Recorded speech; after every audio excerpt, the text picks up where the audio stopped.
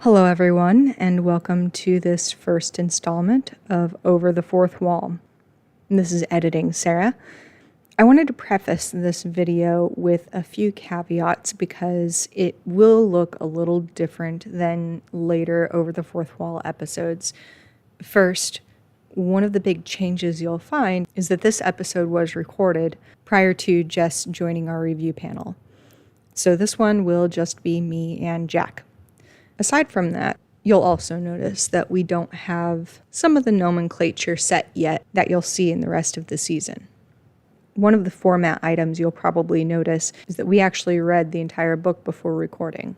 This is a departure from the format we agreed upon later, where we would review the front cover, back cover, and first chapter / prologue blind prior to starting the rest of the book. So you'll notice that we reference later parts of the book more in the first chapter in this review than we do in later reviews, and that's just because we changed format slightly.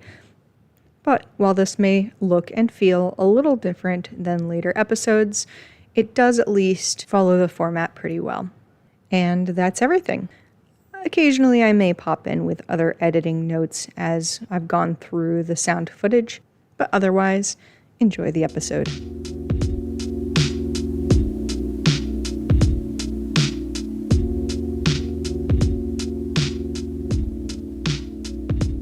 Hello, and welcome to this critical review. I'm Sarah. I'm a longtime writer with my bachelor's in English. I'm currently unpublished, but I will be launching the first book of my dark fantasy series as soon as I'm out of editing hell. And I'm Jack. I'm a longtime writer and developmental editor with a bachelor's in neuroscience. My debut novel was Where the Lightning Goes, which you can find a link to below. Here we exclusively review the works of indie authors, and today we will cover The Third Test, a novel by Alyssa Hazel. By way of reminder before we start, if you are the author or a friend or fan of this author, we do not recommend you watch this video. This will be an in-depth critique of the good and bad of this book, and it is intended to give potential readers a full view of the piece, as well as help educate writers working on their own novels. As always, we will be covering 4 major areas, which you can find timestamped below if you would like to jump forward. The first is judging the book by its cover, where we will give our impressions of the blurb and cover art blind. Next, we'll move on to the hook, which will focus on the first chapter, how it's doing getting us into the book, whether it matches the genre, and whether or not we would keep reading on our own. After that, we'll get into the bulk of our discussion with the book, where we'll cover plot, character arcs, and other details of the overall execution. And finally, we'll end on, not with a bang, but with a where we'll discuss the ending. If at any time this book seems interesting to you, we do encourage you to pause and read it regardless of our experiences. Please do not review this author or this book without purchasing and reading it yourself. And of course, please remember to hit the like and subscribe buttons. If you would like to submit an unpublished first chapter or request a critical review of your own work, please check the description below for our contact information. All right, let's judge a book by its cover. In terms of the cover art, whether or not we thought the genre was clear or the target audience was clear, I did not. The cover art for me was bland. It doesn't provoke any particular emotion in me, nor does it inspire any strong attachment to the genre. There's a moon, so I lean toward sci-fi, but I wouldn't be surprised if it was literary, fantasy, or the like.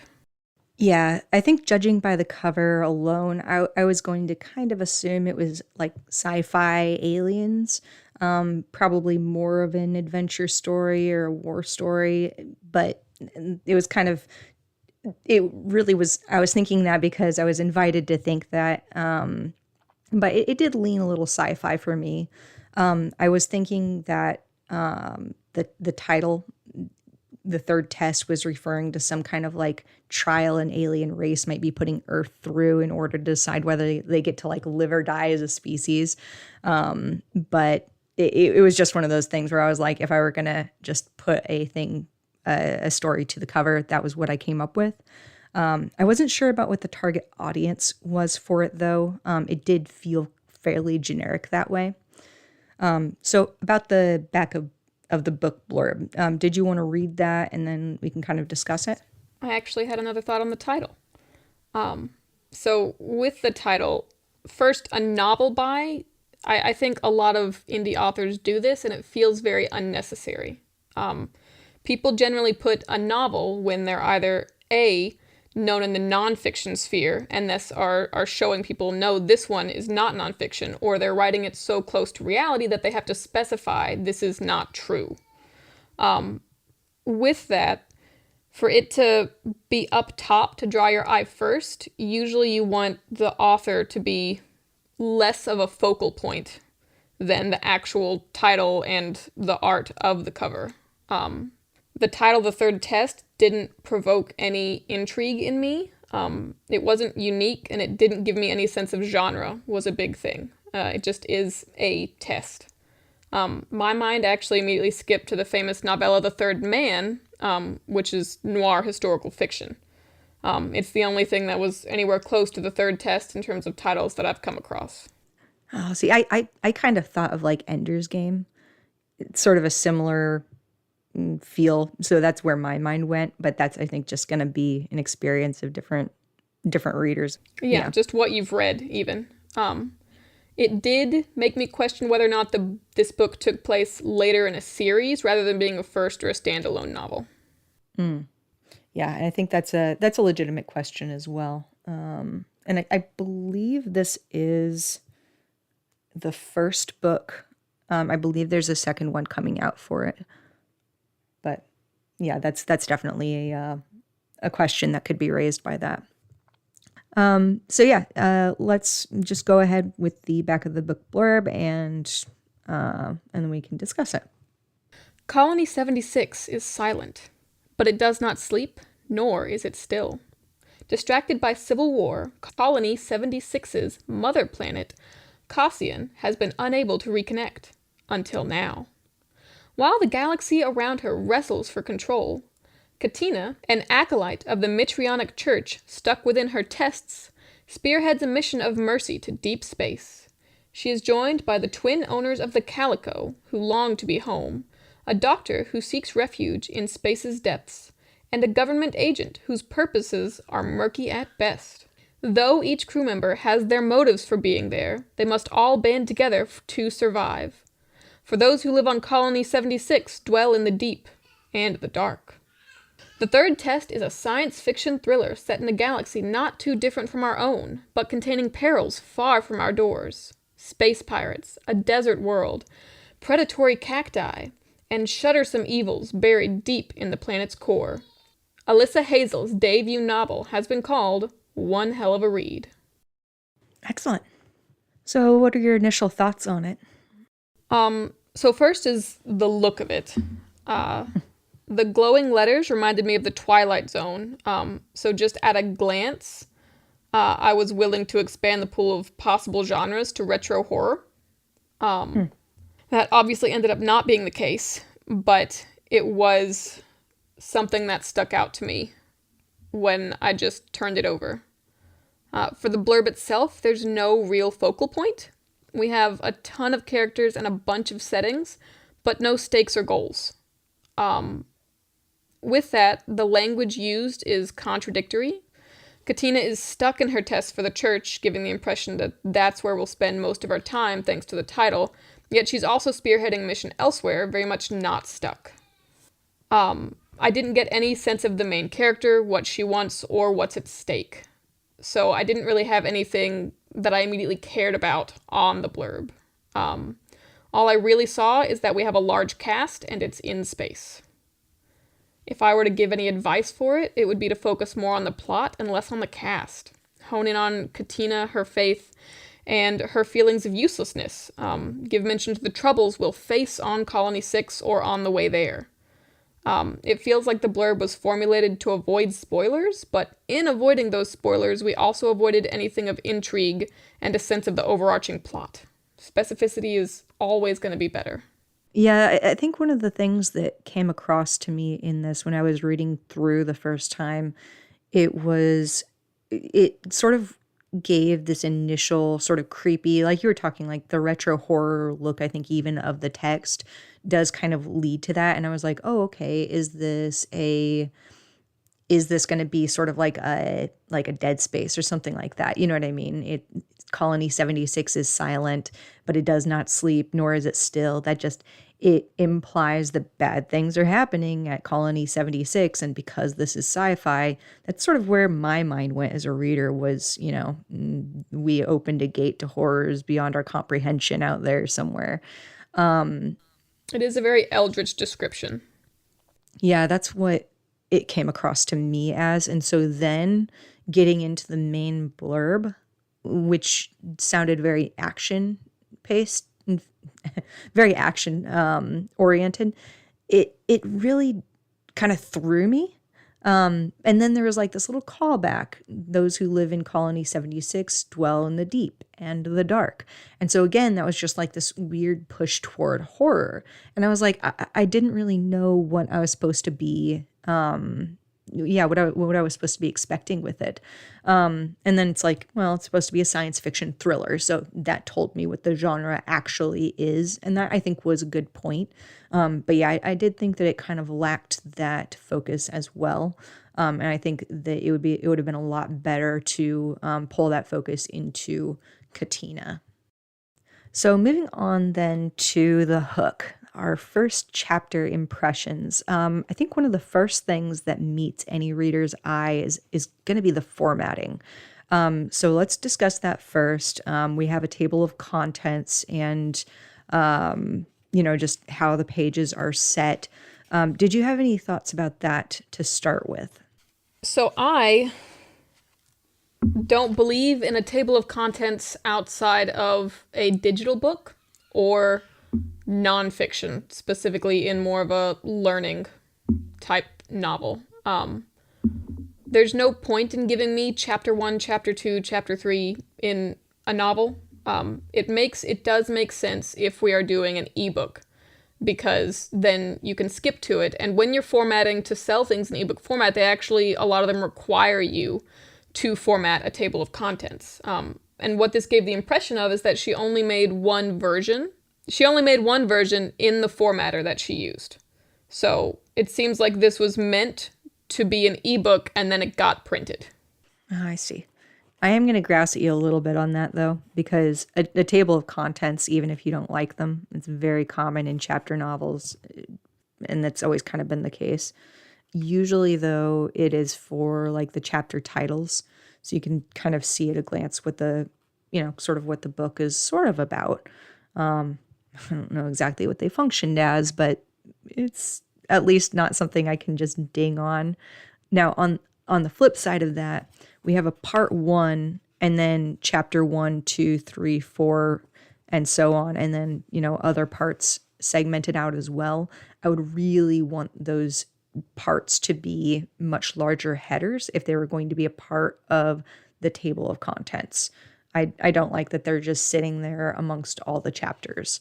And I don't think I would include enjoy this preview of the second initiative and things like that. I think I would have kept it to the parts and chapters specifically. As for the formatting of the actual prose and text in the book, it definitely took me out for a second, just because the margins are really large. It makes the book look longer than it is. And from a reader perspective, it causes the book to have more pages, which raises the cost of printing and thus raises the cost of buying. So it kind of feels like we could have gotten this book printed and then bought it cheaper if they had formatted it correctly. Mm-hmm. Yeah, I would definitely say that the formatting was really, really wide on the margins. I can cover almost all of the text on the page with a Post-it note, side to side, and that really stood out to me as well. Now, on the flip side, it does make a page feel very kind of gives it a really fast pace. So I can see some readers maybe liking that a lot, but I definitely prefer that we'd have little less wide margins. And I know we're probably going to talk about this whenever we're talking about the broader book, but there were some pretty significant formatting errors that came across as well. And that was something that stood out. But as far as like the font choices and things like that, that all worked well. We see a nice, what is it, Chicago style? It's MLA style. MLA style. Right. Chicago style is the style I like better. Correct. Editor Sarah here. It actually was Chicago style, not MLA. I hate Chicago style. I retract everything I've said here about liking Chicago style. It is my least favorite. I prefer MLA. Please don't hold this against me. So we see a nice MLA adherence with the third test up in the corner, the author name, and then the page numbers are all there as well. So from that standpoint, that's functional and it works nicely. So as far as chapter 1 goes, let's kind of talk meat a little bit. So we have the introduction of a few characters, but one of the things about the first chapter in general is that you really do need to nail it. A lot of readers will decide whether they're going to continue a book or not based on the first chapter. A lot of times it's actually just the first page and a half. So it's one of those things like you really, really got to nail this, and that's why we're going to kind of harp on the first chapter a little bit here. So starting off, we are given our first line, the infamous first line of a man's inner melancholies will sift into his dreams. And then we get a character description of Vaso, who's the first character we meet. So what were your initial impressions of the first chapter? I didn't like it. So first, we got introduced to Vaso. We kept reading. And when I didn't see Katina mentioned in the first 1 to 2 pages, I actually flipped to the back of the blurb, back of the book blurb, and reread it to see if I knew who Vaso was, and I do not. So I am not a fan of books starting without the main character.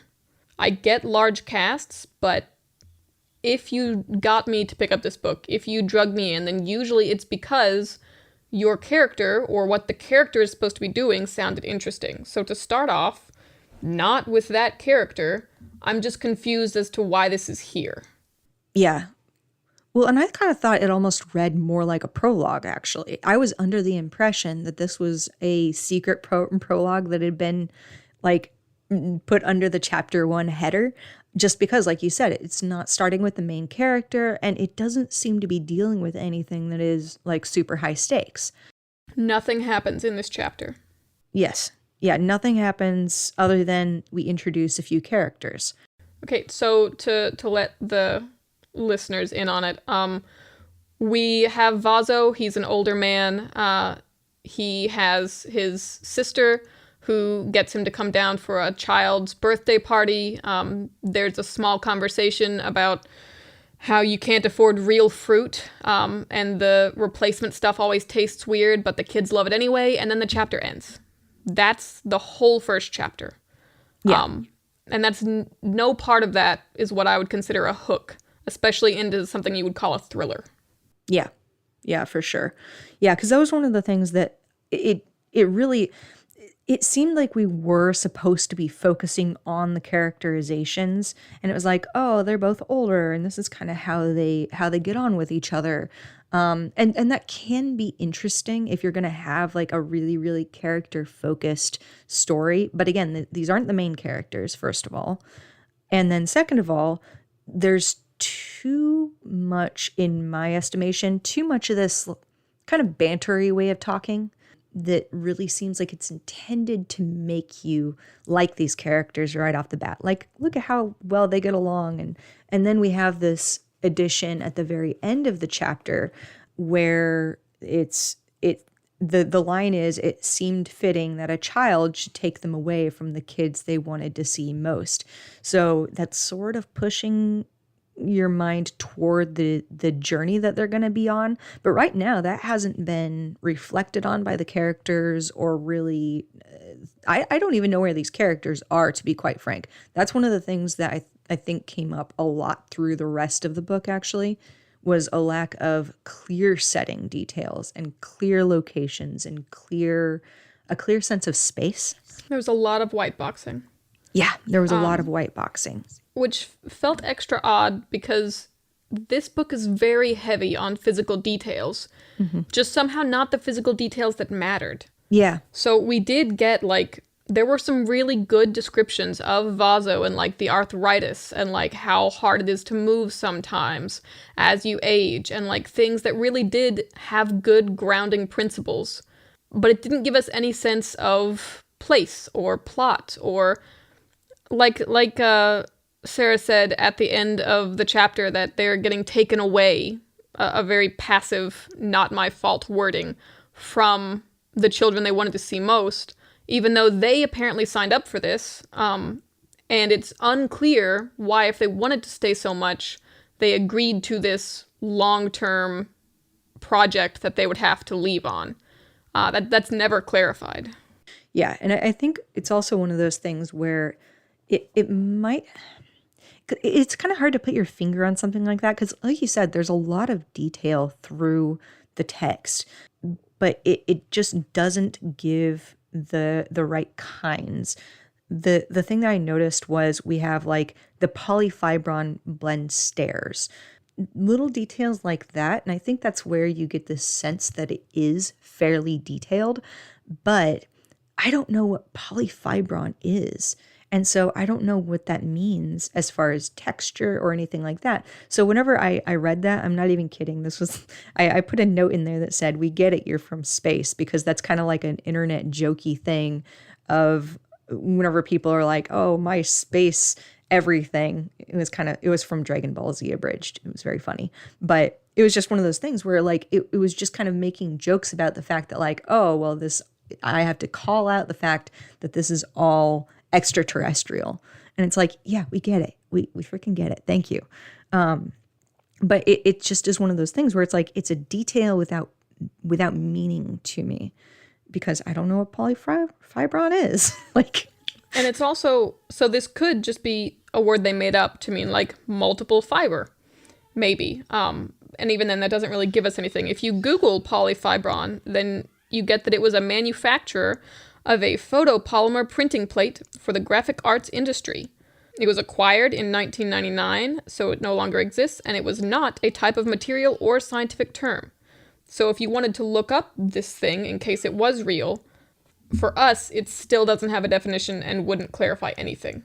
So if they made up this term, then it would be extra important to say, and polyfibron is easy to slip on, or grips the bottom of his socks, or looks like an old shag carpet, whatever. Mm-hmm. Yeah. Yeah, there was another thing too that sort of immediately hit me, was the idea of scarcity. And that was one thing, I think a lot of science fiction, again, does this. And this is one of those things where if you're writing science fiction, you need to be really careful. You understand why certain tropes exist. So the idea of scarcity, of bland food, of lack of availability of food, things like that, usually those are associated with space voyages themselves. And the reason why the food and things like that are presented that way is because of necessity. Whenever you're going on a long space voyage, you have to pack so much food, it can't go bad. And so it has to sort of be these very specific items prepared in a very specific way. And you typically see that with the items on a spaceship as well, especially in the more scientific representation of them. You're going to see a lot of really rigid materials and things that aren't necessarily built for comfort, because you just don't have a lot of room for comfort whenever you're talking about, this little tiny box essentially that needs to carry so much fuel to take you from place to place.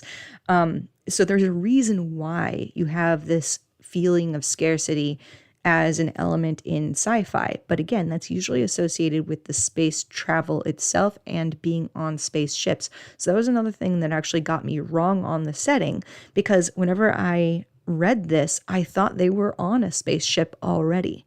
And they are not. I think they're planet side. That's fair. They are planet side at this point. I did take the scarcity as a sci-fi bit. I don't read sci-fi often. I have read it. I'm aware of the genre staples. But it was more that sci-fi is often mixed with dystopian. Yeah. And so it has a dystopian feel, which I can attribute to sci-fi because the back of the book told me it's sci-fi. Yeah. Yeah. And I think because I didn't get any indicators that it was going to be dystopian, it just jumped out to me every single time we were on a planet, how weird it was that things were not easily accessible or that there wasn't an abundance of them. Because later whenever we'll talk about, Colony 76 and all of that. But we see this theme recurring often where it's just like you're on a normal planet. There's life that exists here. It's not like it's completely terraformed or, non-terraformed and you're living in a bubble. You know what I mean? Like it's a normal planet. It has a lot of things there. It has wildlife and stuff like that. And instead of cultivating that and farming that, which is what humans typically do with things, we're still living on scarcity. And that's very, very odd. But in this case specifically, once it is put into the context that this is like kind of the capital planet, I guess, at least of the church, like it's a really, really big planet that's very, very important and has a lot of resources. So once we understand that, the scarcity just felt very, very odd to me. It felt like the scarcity was there to instill a sense of classism. Yeah. Yeah, that would make a lot of sense. But I don't know why being a spaceship pirate would be a class. So this is very particular to the rest of the book and not chapter 1. But the thing that pushes Katina onto this mission, once we get to her in chapter 2, is that she wants to finish her third test. And her parents, who have a lot of money, have made it so that she can only do a few certain things which she is bad at. Very classic feminine things like sewing. Sewing isn't actually one of them, but you get the gist. It's cooking, it's sewing, it's little dainty things that she's bad at. And they have enough money that they told the church not to let her do anything but those meant for her station type items. And the church said yes because it's influenced by how much money they have. And so I think the classism had to exist to restrain Katina into doing this mission in the first place. Because otherwise she has no reason to do this. Yeah, no, I think you're right on that, actually. Because it really does not factor in at all later. I'm trying to think through, the crew dynamics and how they're even treated whenever they reach the colony and things like that. But I really don't think it had much to do with anything. So on that note then, I think we had the question of, does the intro fit the genre? Are there any other things that you wanted to hit on with chapter 1 before we get to that? No, I don't have anything else I want to hit on. But I did think that the chapter 1 hit the genre well enough. It doesn't scream sci-fi. I might not pick it up on its own and know it was sci-fi. But it also didn't take me out of the sci-fi genre. So like I said, knowing it's sci-fi already, I can apply the artificial fruits and apparent real food scarcity to the genre. So it didn't take me out. Yeah, I would say that it did feel, appropriate for the genre. Like I said, it did come across to me as sort of amateur sci-fi writer because, again, the lack of definition around scarcity or, how scarcity, I guess, is used and what it's signaling. To me, it felt like we're going to throw this in there because we just want people to know that it's sci-fi. One of those things is, I think the scarcity mattered less than the ability to make artificial fruits that don't taste quite right, because that's something that's more sci-fi. Yeah. Just having scarcity that's true. Is less in the genre than replacing it with something that's a little different that we manufactured. No, that makes sense. Then the next question is, would you keep reading off of this? Absolutely not. It is a nice enough scene, but nothing actually happens, again, and I somehow have less of a sense of the plot than when I read the blurb. At best, it feels like a setup for a longer scene cut short, and at worst, it's just straight exposition. Were I their editor, I'd recommend cutting this chapter entirely. It gives no sense of urgency, inspires no empathy, gives us nothing about the plot we don't already know, and leaves me asking what the point was. At the very least, I recommend starting with your main character, ideally honing in on their personal goals and the obstacles they currently face. Settings are nice, but characters make readers care. Yeah, and I'll second that. I wouldn't keep reading myself if I reached the end of this chapter, like you said, because it at this point doesn't give me a reason to. I don't know what it means to me as the reader. And I, like you said, these aren't the characters we're introduced to on the back. And so I'm kind of expecting that we're going to be ripped away from them at the turn of a page. And so I'm like, well, what's the point of even getting invested in them? There aren't indications early on from the back blurb and things like that there will be multiple points of view. And it's a pretty short book, so it feels pretty interesting that's going to be the case. So at this point, like I said, I was just reading it the same way I would a prologue, where we're introduced to, a character that's going to kind of familiarize us with the world and the setting a little bit, and maybe, hint at some sort of grander plot that's going to occur. And that's how I read it. And that makes even more sense when you consider, again, that last line of that a child would be the one to take them away from the children they more want to see, paraphrasing there, because that sentence in particular then introduces the child that takes them away from it, Katina, in the next chapter, which is very much how a lot of prologues would work. Yeah, absolutely. So let's actually move, because I think that is a great place to segue into the book, our third. Yeah. Our third section, the book. Because I think your comment about the child who's going to take them away from the kids they want to see most is a very interesting problem of characterization that Katina is going to have throughout the entire book. So whenever we're introduced to her in chapter 2, and for all intents and purposes, she is the main character. She functions as the main character. Although as we go through the book, one of the problems that I think will arise as well is that she's not really given that sort of weight in the story. But a big part of that is because this is third person omniscient. Not my favorite. I hesitate to call it third-person omniscient, even though that's technically what it falls into, because it's not done well. Yes.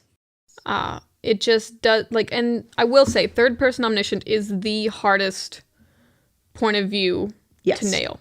There's a reason that so few books, especially nowadays, are done in this style. It's incredibly difficult to make you care about so many characters and also keep you in the flow. Like the transitionary sentences you need to go from character to character to character without the reader ever feeling like, wait, who are we with now? Hold up, what happened to the last guy? Is wild. And transition sentences, I think every writer knows, are the worst. So to willingly put yourself in a position where you need so many of those is kind of awe-inspiring, in my opinion. Well, and I think a lot of times the way that people sort of address omniscient is by introducing the voice of a narrator or something along those lines. Somebody who can ground the readers and give some of those indications through their narration that we're switching. But that's very uncommon in sci-fi. And I'm not, it's a speculation, but that may even be the genre specifically may be the reason why we don't get a narrator. But that would have helped a lot.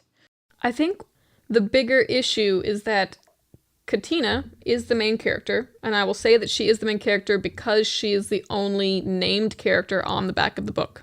She is the one technically taking the third test.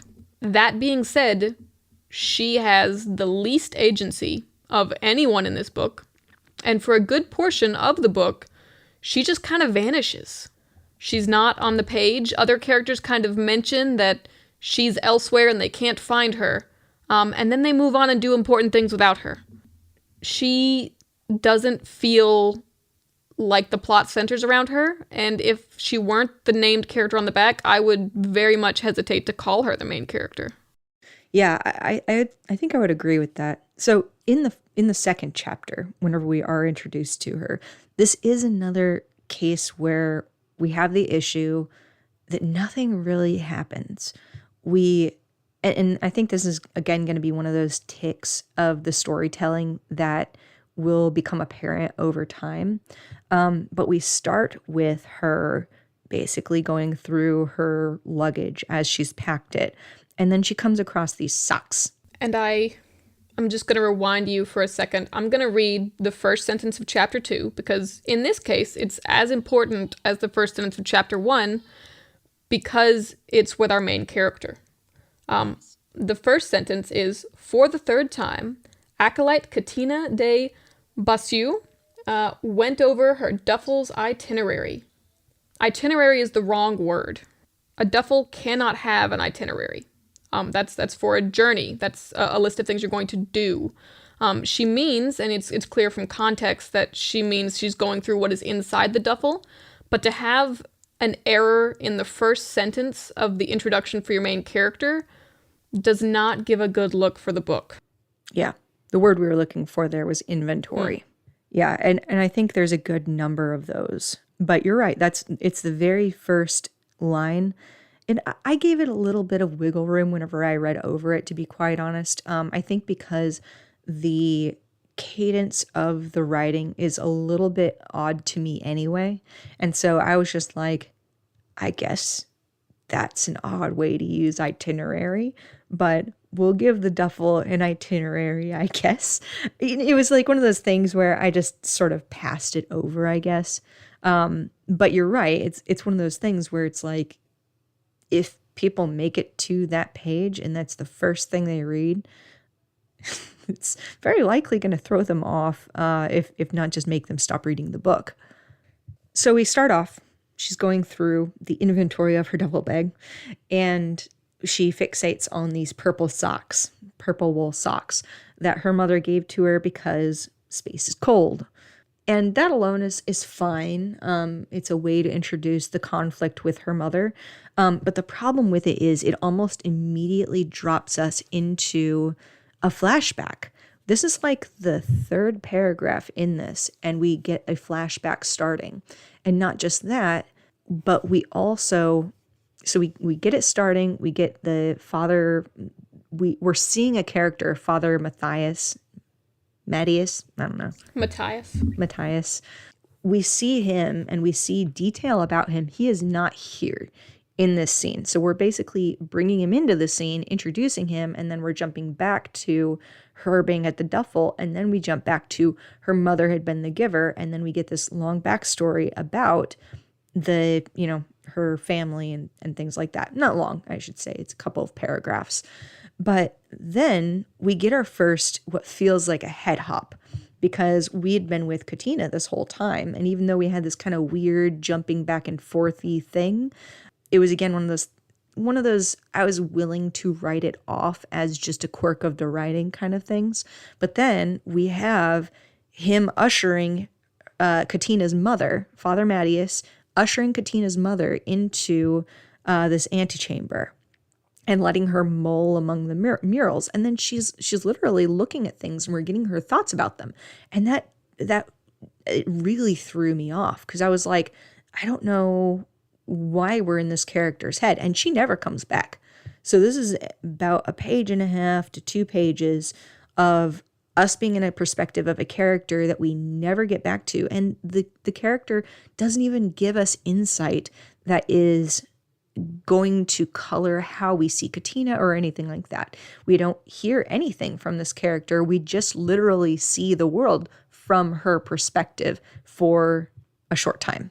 And it's even odder than you would initially think too, because this is a memory that Katina is going over while she looks at the socks. So it's not even that you're generally in omniscient point of view and moving from character to character because we're in Katina's memory right now. So in this specific format, not even an omniscient point of view makes that head hopping make sense. Well, and then this is also committing, like I said, the sin that we see very, very frequently throughout this book, where we will start at a point in time and then we'll be there for a couple of paragraphs and then we're going to jump back in time to fill in details and then we're going to jump forward in time again to be back where we were. And it is inexplicable why these choices were made. In this case, it wasn't obvious that this was going to be a pattern yet because this thing happened in the way past and it didn't feel like it could have been a part of the flow of the book. So then it was just like, okay, so we're just trying to fill in some backstory here. But with later chapters, we are literally skipping over events to get to a different event and then going back to that event and filling it in. And it happens with surprising... It does happen with surprising frequency. A good example of that is at one point in time, we are all making a plan together as the main characters, and then the next chapter skips ahead to the plan being in action for like half a page, and then it goes back to detail what happened directly after the last chapter ended up to the point that we are currently at. So it could have been told in chronological order and filled all the space. And there are also no transition sentences that tell us we are going back in time. You just have to kind of figure out that you're not where you were a second ago, and you're not when you were a second ago. This also happens with a number of the chapters where they just go back in time to show you the same time frame from another character's point of view, but they don't clarify that that's what they're doing. And so there's a lot of mental scrabbling to try and figure out when and where you are. And the best that I can think is that the author, just to keep motivation and keep writing, keeping on a roll, skipped to what she felt was like something fun to write, and then went back to fill in the details after that once she was on that roll, which is a valid way to write a draft. But then she never went back and fixed it and put it into chronological order in a way that would read well afterwards. Yeah. So that's something we will see a lot through this book. But back with Katina now in the second chapter, we see her then still mulling over these socks when we return to her in the present. And she eventually goes out to the gardens. We do get a little bit of world building in that she goes by her sister and brother, and with the sister she makes eye contact and, greets her, but then with the brother she keeps her... To be clear, this is very nun-esque. Yes. In a church. They're not her sister and brother. There is a sister at the church and a brother at the church. Yes. Not her siblings. Yeah, actually, and that's great context. So Katina is an acolyte of this church, which I think we knew from the back blurb, but she is in training and she's going through to try to become a sister herself. So the third test is essentially, are there 4 tests altogether? 3. Was there only 3? There might have been 4. You have 3 pendants. Yeah. Okay. Specifically. And once you pass the third one, because there's, she's already passed 2, and so she has 2 pendants, and everyone else you see has 3 that have already passed this. And her third test will allow her to become a sister. Yes. The test of creation. Okay. Yeah. So she's going through, she's moving through, she's living at one of the churches, and goes to the garden and is kind of, trying to kind of empty her mind a little bit. She's preparing for this voyage, but we don't get a whole lot of detail about that yet. As we're kind of going through it, we do understand that this voyage is, and I think that comes in towards the end of the second chapter, we learn that this voyage is something that she came up with to hopefully meet her test of creation. Essentially what she wants to do is go to the colony that lost contact a while ago and bring them supplies and help them reestablish contact. But it's also worse than that, because she does, and this is basically her only point in time where she gives an inner reason, where she admits that she only wants to go because she wants to feel useful. Like, it's not even actually about, I feel like this colony might be in trouble. I want to help them. I have that empathy. I have that need to fulfill. She just wants to feel useful. And there's a sentence where she specifies, like, even if it's just burying corpses, at least she would have something to do.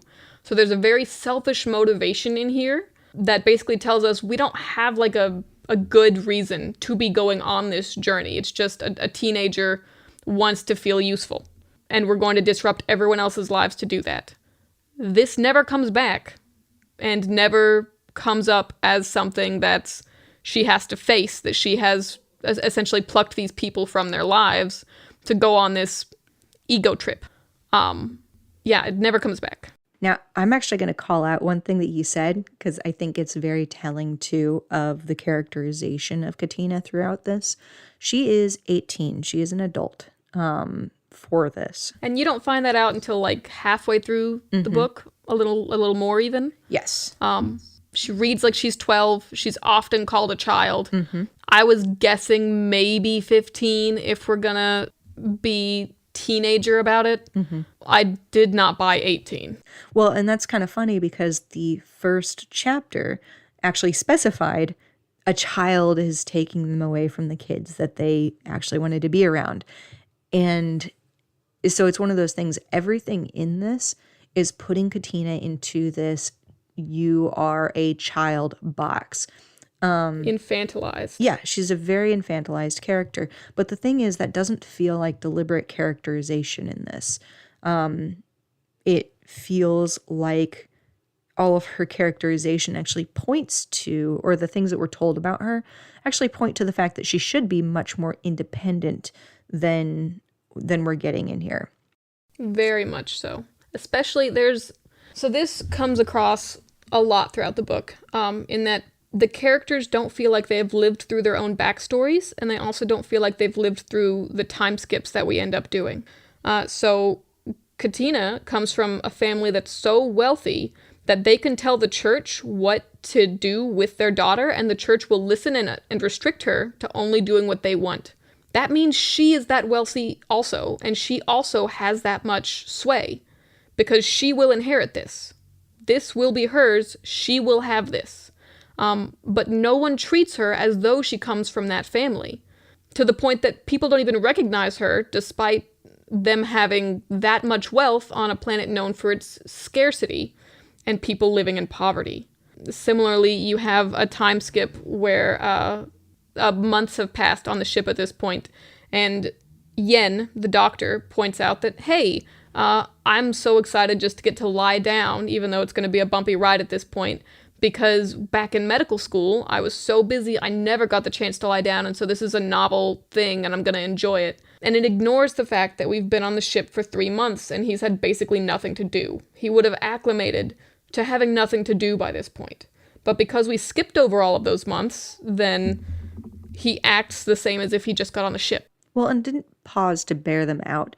Because I think that's one of the things that I think I see this a lot with writers, especially younger, or I should say less experienced writers, is that they're very, very reticent to write things that are outside of the story or let things be outside of the story. One of the things that I will do sometimes is, if I don't entirely know what, if it's not very clear to me already what a character is going to be thinking and feeling and kind of how things are going to impact them coming out of an event, then what I will do is I will write through that entire event, even if it's not something I want in the book.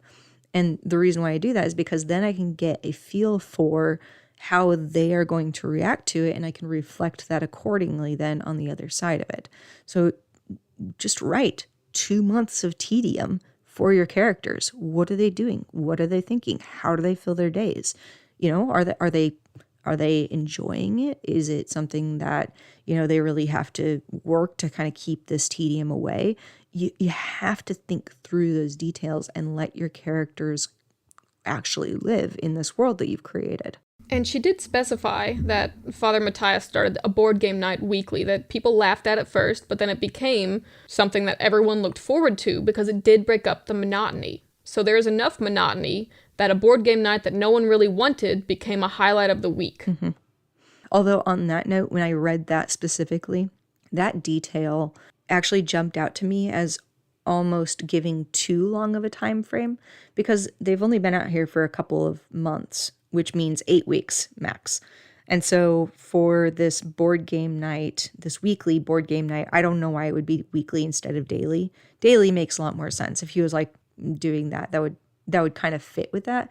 But it just felt weird to be like, after a little while, how many weeks? I don't know, 3 or 4.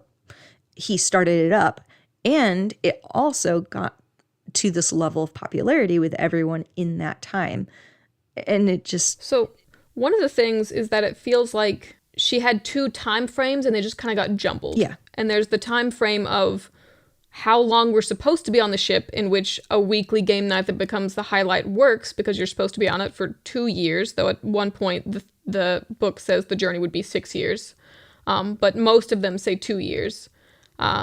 But then we don't actually do that because we go into what's basically hyperspace and skip over that. And so I think that was written for a much longer journey to make sense. And then we just didn't actually have that journey. No, that makes a lot of sense, yeah. And it would have made sense if we were at month 4 or something like that. Yeah. Yeah, but that was a detail that I was like, that would be a nice detail. But also it didn't square with me whenever I read it. But it's actually really interesting on the topic of Father Matthias, because we get some pretty interesting characterization for him. I think he was one of the ones, like, he had a fine amount of characterization, I think, for the role that he filled in the story, which we'll get to that in just a second here. But one of the things that I noticed that I completely blanked whenever I was just kind of thinking about this, I completely forgot about it. In chapter 2, we have this really weird section where Matthias is wishing that Katina didn't pass her second test. And it was very, very odd to me because that never came across. He's talking about her like she's this headstrong child and stuff like that. And kind of in a very condescending and sort of derogatory way, actually. Like he's kind of cursing with it and, you know, talking with this, basically gossiping about her behind her back. And it's very odd because that completely contradicts everything else we see on paper with him whenever he actually is on screen. And I just completely had forgotten about it until then. I didn't realize Matthias was the one, because I remembered the exchange. I didn't realize he was the one who was basically condescending about Katina and the other one was correcting him. I thought it was the other way around, which would have made more sense. I feel like Matthias was one of the author's favorite characters, along with Vaso and Tamri. They tend to get more of those big moments, but also Matthias almost feels like he was supposed to have more backstory or supposed to actually go through and do more before he got taken out. So that might be something that's left from an earlier draft. I agree that it doesn't make a lot of sense that he would be saying that or doing that. / it doesn't make a lot of sense that she never thinks on it again. Like, it doesn't really impact how she felt about him, which, because she was listening in on this conversation, that's what would be the impact of it. Her feelings and her knowledge of how he views her. But it never comes into play. Yeah. So one of the first things to note about the book, outside of chapter 2, which we went over in more detail than we normally would, just because that's the one that introduces our main character, which we would normally look at in chapter 1. But something that's worth noting about the book is the number of typos in it. There were a decent number of them, and a lot of them were in important places that you would expect to have been caught if someone had actually read over it for typos. Like in a sentence that is its own paragraph, there's a typo. There are also a lot of words that just feel like she took a thesaurus and then picked a word that was close to it to avoid repetition, but then didn't look up the definition of that word. And one example is like Katina at some point wipes the saline from her face, and that means tears. She clearly typed in tears. But saline solution has salt in it, tears have salt in it, they're not the same thing. And so then it more takes me out of it than just a repetition would have, because the words aren't correct. And that's a pretty common theme throughout the book. Yeah. And there's also, because that's one of those things where if you're getting a lot of that repetition and then trying to address it by swapping words out, you do get some of those weird things. But it's also one of the issues that I noticed was that there is still a ton of repetition of words. Like I'd actually, in chapter 2, I believe, I had mentioned this because I was, it's just one of those things earlier on, you do notice a lot more once we kind of get going. I tried to kind of lay off it a little bit, but one of the things was like we had this sentence where, like I said, she was avoiding eye contact with the brother, and the sentence reads, "And though her eyes avoided direct eye contact with the brothers, she gave each a polite nod." And it's like, so we still have that repetition. And then right below that, around every neck was a necklace. Really? You don't say. It's just one of these things where there's kind of this sloppy feel to the sentences. And usually whenever you get that kind of repetition, you don't want to just try and swap the word, because 9 times out of 10, it's not going to work out very well. There's a reason why that word was there in the sentence. You need to actually reconfigure the sentence itself, because there's going to be a rhythm problem if you just swap those things out, not to mention the issue that Jack just pointed out, where you could just swap 2 words on accident that don't actually make that much sense. Yeah, you always have to look up the actual definition of the word you're swapping. And whenever you're going to do that, then you have to reconfigure the sentences, because there's not a one-for-one swap. All of these words have different definitions. That's the point of having so many words. Yeah. Even if they're synonyms do not mean they are the same thing. They're not. They all have different nuances to them, and that's why you can't just, pop one out, pop the other in, and you're fine. Now, sometimes you will find that a synonym works better than the original word did, and you were just relying on that word because, it was the first thing that came to mind, and you were trying to get the sentence down. There's nothing wrong with synonyms if you use them carefully. Yes. Yeah. So rolling out of chapter 2, my thought on chapter 2, I kind of treated it, like you said, like I was evaluating a chapter 1, just because this is where we meet Katina, and the other one did feel more prologue-y. Now, it's definitely not, because the next chapter we actually roll in with Simon Novak. Now, Novak it's very interesting because we get a couple of different characters all in succession here. Novak is essentially a spy in a lot of ways. He's being sent to kind of poke around, essentially, to see if there is any fuel on this planet that can be harvested by the government, the powers that be. But that's not his stated reason. His stated reason is basically that he's a paperwork person. So he's paperwork person, but he's going to be poking around and kind of acting like an agent this entire time. So we're introduced to him, and we also, in the next chapter, are starting to be introduced to Tamri and stuff like that. We also, in chapter 3, get another underscoring of Katina as a child. That's by Tamri. Tamri, the ending line of that is, "Mit's face, they sent a child." And it's, again, one of those things where it underscores the fact that Katina is just being infantilized across the board by everyone in this.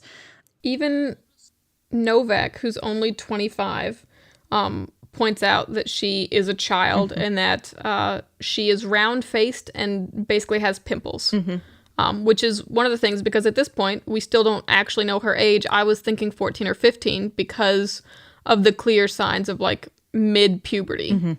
I did not expect 18 from that, which almost makes me feel like she wasn't 18 and she got aged up. Yeah.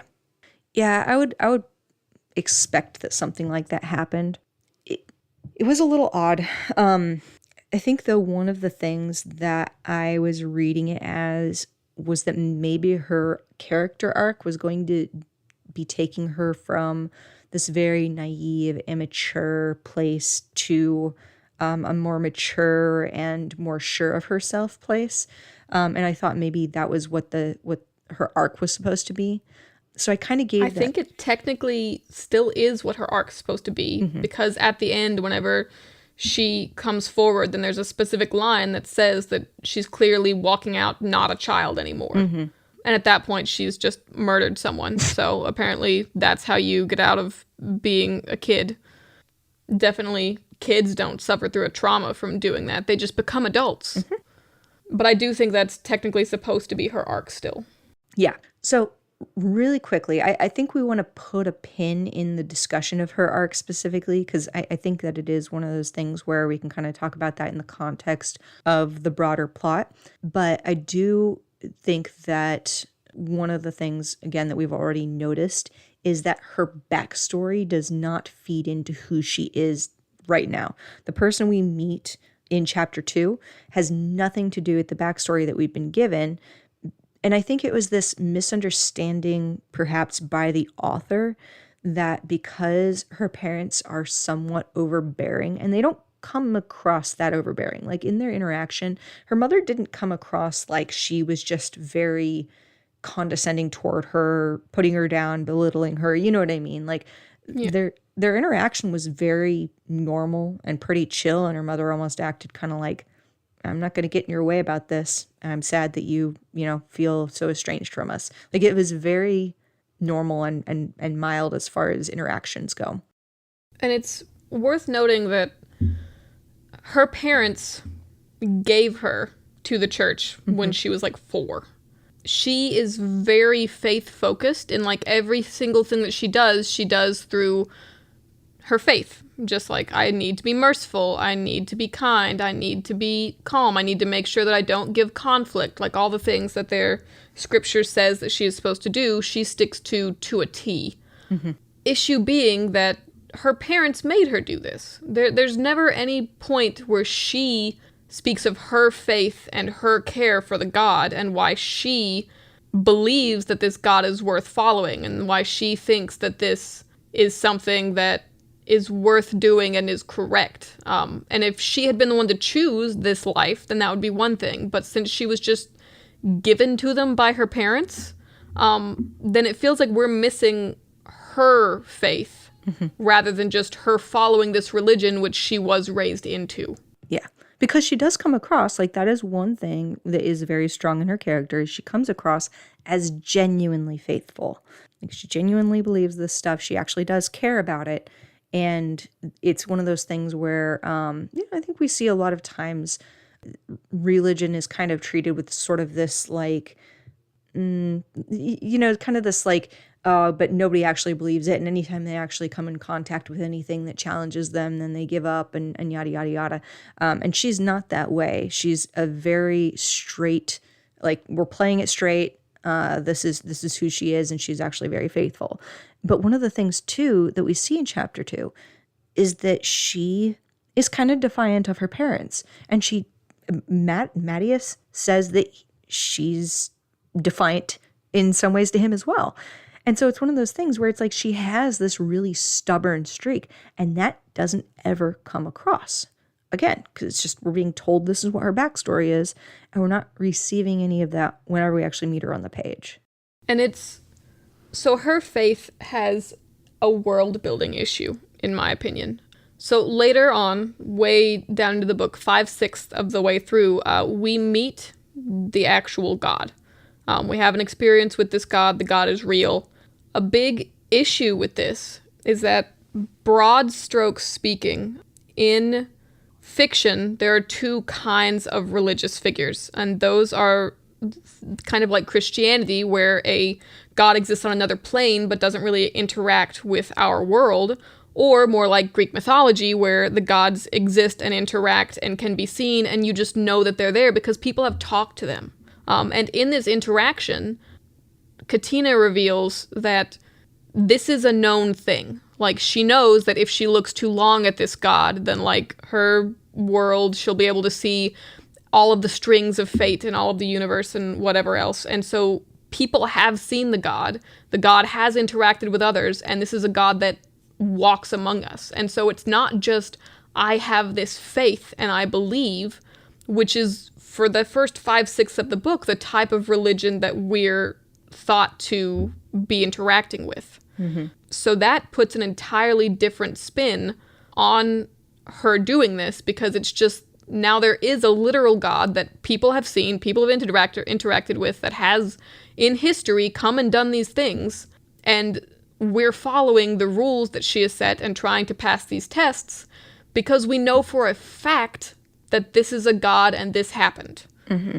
If this had been an interaction that's like, oh, hey, I didn't, like, oh man, I've been visited by this God, this is amazing, this is crazy, this is proof, that would be one thing. But because we apparently, Katina already knew that this is a thing, and that everyone knows that the physical God is a God, then instead of it being a reveal moment, it ended up with me restructuring everything that I had read up to that point with this new knowledge of how the religion and the God and the faith works in this book.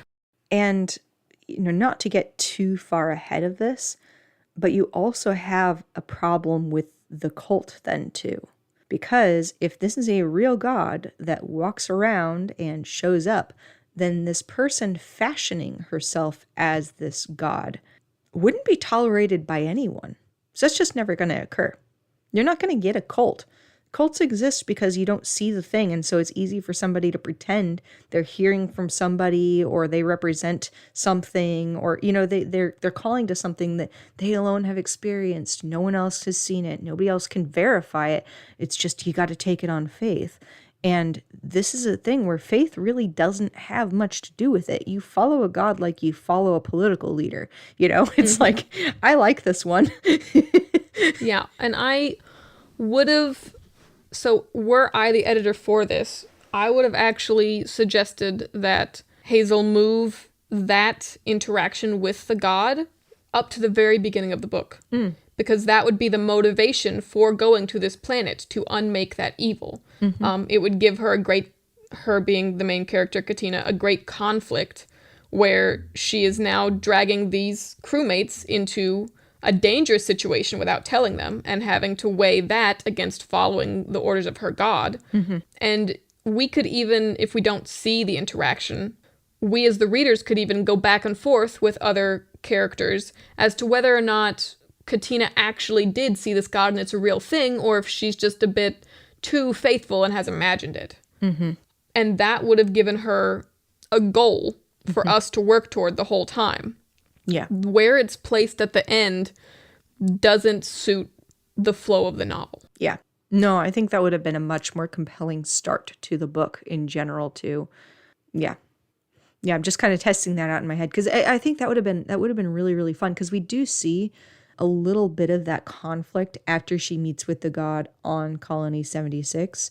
But the problem is that we don't really get time for that conflict, because we get that conflict stated as existing, but we never give it time to actually breathe or develop. So it sort of just feels very hollow. It's like, oh, well, there's this conflict, but actually we're going to solve it all with zero actual fallout from it. And yeah, it was one of those things. I think moving that earlier would have helped that conflict to actually breathe throughout the rest of the book more. And it also would have given, you could have replaced her being visited by a God and given this task. That could have replaced the parents' money. Yeah. Because then the church would have sent her because apparently she's been chosen. And that would explain, okay, here's why we have to go to Colony 76. And the church would give the money for it. Yeah. Rather than just, I, as someone who no one treats as special at all, decided that I want to have one of the most expensive tests possible, and you're just going to give it to me. While also I'm meek and don't assume that anyone ever listens to me, because no one ever does. Also, it would have been really, really fun if you were dealing with the situation where her parents had so much money that they were able to manipulate what was going on. So let's kind of flip it on its head a little bit and say she went to the church on her own, and her parents disapproved of that, because why would you want your daughter to go into the church if you're the super wealthy family? It's a trope. And that's never explained either. Yes. Yeah, exactly. Yeah, and it does not square with what we, again, get as far as the backstory. But let's say she went to the church on her own. It was her own volition. And then, her parents have done everything they can to interfere with it since then. And she has felt trapped by that. She can't pass the stinking third test, and she can't ascend to sisterhood as an adult now because of her parents meddling. And so then whenever you have this intercession of her God being like, hey, actually, I have this thing that I'm going to send you on, that breaks her out of this stranglehold that her parents have had on her and launches her into kind of, in a lot of ways, the hero's journey. Mm-hmm. And so a big thing to recognize is that how you set up the beginning impacts everything else down the line. It impacts the pacing, it impacts the tension, it impacts the character arc. Just moving that one scene to the beginning of the book rather than near the end would have changed the entire book. Yes. Yep.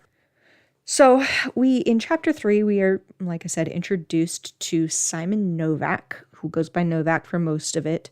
And then we also come in contact again with Tamri. She is the sister from the first chapter with, what's his name? Vaso.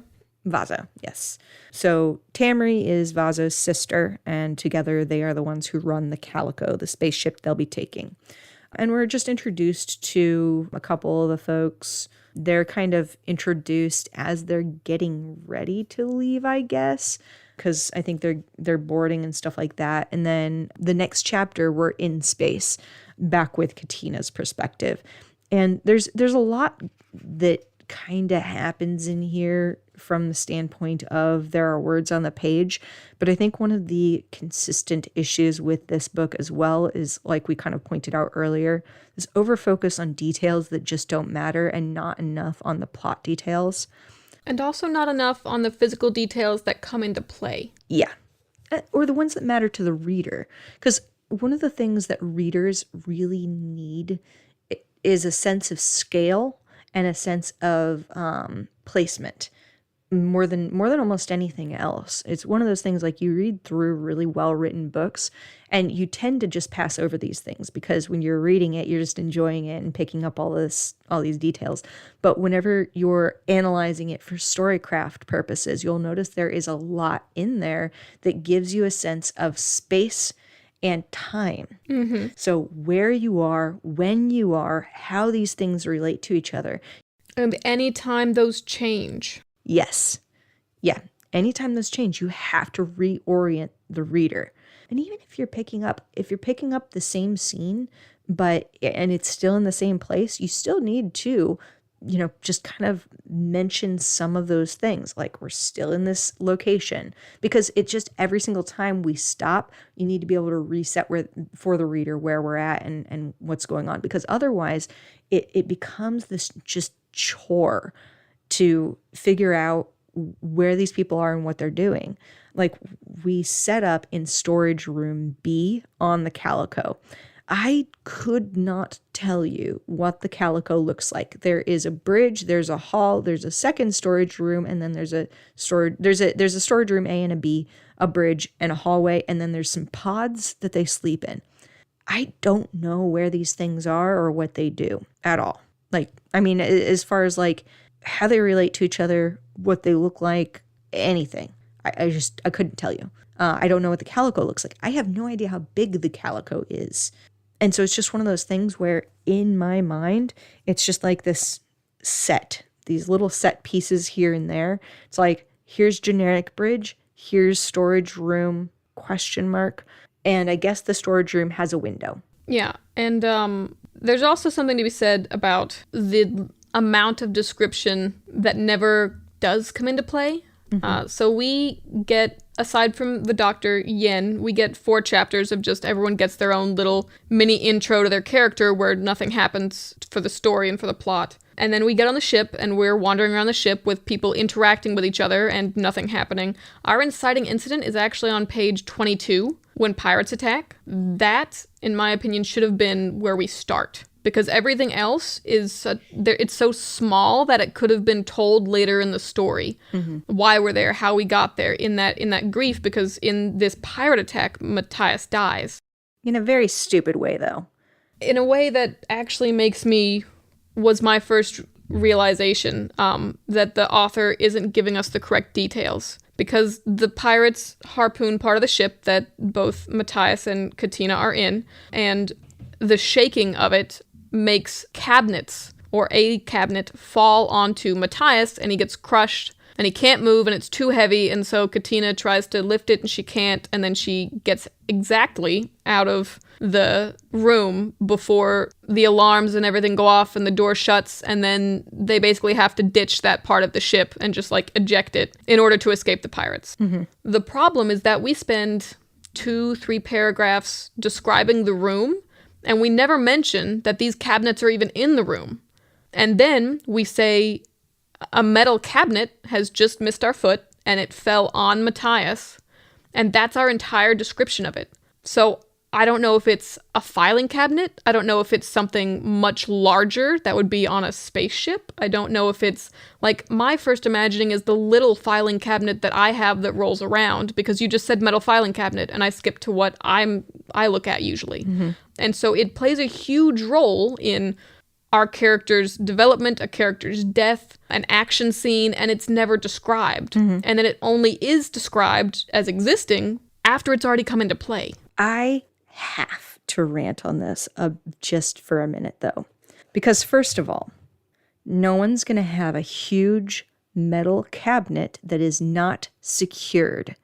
It's just not going to happen. And I know this is supposedly a storage room, but you're not giving any idea of the storage, and you describe both the storage rooms as essentially being used for miscellaneous activities, which is stupid if you're going to jettison them. You don't want anybody ever in the storage rooms if you can jettison them. That's just idiotic.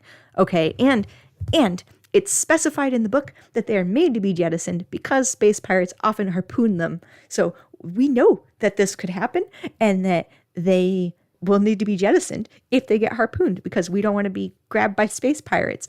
And yet, for some reason, we have people hanging out in the storage rooms for long chunks of the day. Very, very stupid. But also the idea that, yeah, we're going to have these huge metal cabinets that somebody can't lift off of themselves. 2 people can't lift off of somebody.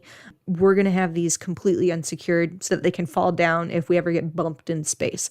Stupid. Not even if we ever get bumped, because they have an entire multi-page sequence of having to tie everything down before going through a jump out of basically hyperspace. And so making sure that things that are large are secured for something that you just do on the ship would be key to being on the ship. You're not going to want to have to secure those giant things every time, and you're not going to have what you need to secure them every single time. You would just weld them in or something. It drove me crazy to read that they were tying all this shit down in this stupid spaceship, because whenever they were doing that, I was like, no, you wouldn't. You have everything secured. You have... There would be compartments for it. Everything. Yes, you're not... It's this stupid concept. It's like, have you ever been on an airplane? Airplanes are nowhere near as jittery as spaceships, and yet for some reason everything on an airplane is in a little compartment somewhere. So it's like we've gone backwards in design so that everything is just scattered about in this thing that is very, very volatile, that could lose, if you're doing like anti-gravity stuff, it could lose gravity any moment if something breaks on the ship, and then everything's just floating around like crazy. And I will say, this is one of those aesthetic points, I think, because it very much read like we're supposed to get this homemade makeshift feel because this is what their family made and their family fixed it and they did it together, and like they grew up playing on this ship and whatever else, and they learned how to fly it as kids and teens and blah blah blah. And so it's supposed to have that kind of put together feel, but it's not conducive to actually having a business with this ship or flying this ship often, which seems like that's their entire day job, is taking missions like this, or else they wouldn't have been paid for this mission. And also, why would Katina's parents, who are super, super rich, choose this chintzy little thing that can't even tie down their crap properly? It did have a weird feel that it kind of felt like the church was paying for it, being an organization that is spending money frugally, and it explicitly stated that her parents are paying for it. And so I think there was either another version of this where the church did it, or it just wasn't that well thought through. But it came across like the church was making the money, like spending decisions, even though the parents were funding it. Yeah. Somehow. Yeah, it was very, very odd. But, so here's the actual part of my rant, though, because this is the real rant that I had in relation to this Father Matthias thing, okay? So we have, I think, 4 or 5 chapters. These are very short chapters. So like I said, they read very quickly. But there are like 4 or 5 chapters and a ton of perspective changes between when he is jettisoned and when anybody actually reacts to the fact that he was jettisoned. So it's this weird in-between space. And I think it has a lot to do with what you were just talking about, Jack, that you were saying we get all the wrong details. So in this, we're getting everyone's reactions and what they're doing and what they're thinking and all this stuff. And then each of them inevitably comes across the fact that Matthias has been jettisoned, and they literally don't react to it. They don't react to it. And the fact is, too, stupid Tamri doesn't have a thought in her head that anybody might be in the storage areas. She's just like, oh, no, they're probably gone by now. And doesn't even think She says they're in bed. They're supposed to be asleep. Obviously, they would be where they're supposed to be because we don't have months of knowledge. And they act like they don't have cameras on this ship to be able to check. I know. Oh, don't get me started on the cameras. What actually took me out even more than what you're talking about is that Katina loves Father Matthias. Like, there's a very strong connection there. Father figure cares about him so much. She was the one who saw him crushed and is rushing to get help. Whenever she gets to other people who would be able to open the door, Tamri says, sorry about the lurch, folks, couldn't be avoided. And Katina's first words to her are, we paid... She used the wall's piping to steady herself. We paid extra. And then she's interrupted. So her first words to the person who could save Father Matthias, because at this point Katina doesn't know he's been jettisoned, are to complain about money that her parents paid, even though she has nothing to do with this money. Yes. Yeah, it was maddening. Because as a reader, what you're going through, if things are being done right, I had that thing. I'm like, he's trapped under this stupid thing and or just been jettisoned. That's really, really bad. Like, that's phenomenally bad, actually. And so you as a reader have this like urgency feeling inside you when you're reading through this. And the fact that none of the characters, not even Katina, reflected that level of urgency was painful to read. It was physically painful. Like, it hurt my body to read it. And that's also a good show of why you need to, if you are going to move through character points of views, you need to choose the point of view carefully. If we have just lost a character and only one other character cares about this death deeply, we need to stay in that point of view until it's been resolved, because otherwise we lose that emotional tension. Very much so. Yeah, so it was just one of those things. And also, we continue to get these bouncy back and forth moments. So like chapter 5, okay, so we've got chapter 4, where the thing falls on him, and we have Katina get out. And then she meets up with Simon after the door shuts and locks Matthias in. So we, at this point, know that he's locked in there. He's trapped under a thing, probably dying, and they need to go get help, okay? So that's the mental space we're in as readers. And then you turn the page to chapter 5, and we go to, as a child, Simon watched through ruddy bangs as a woman with a golden cowl halted playground fights. And then we just go through all this bullshit about his backstory in the middle of this incredibly intense moment where one of the characters... Just draining tension like a hole in a bucket. I think it's also, that's a marker of something that this author does often, is she wants to start chapters and often end them, but start them especially in an artsy way, and it doesn't serve the story. Well, and it's funny that you say it drains tension.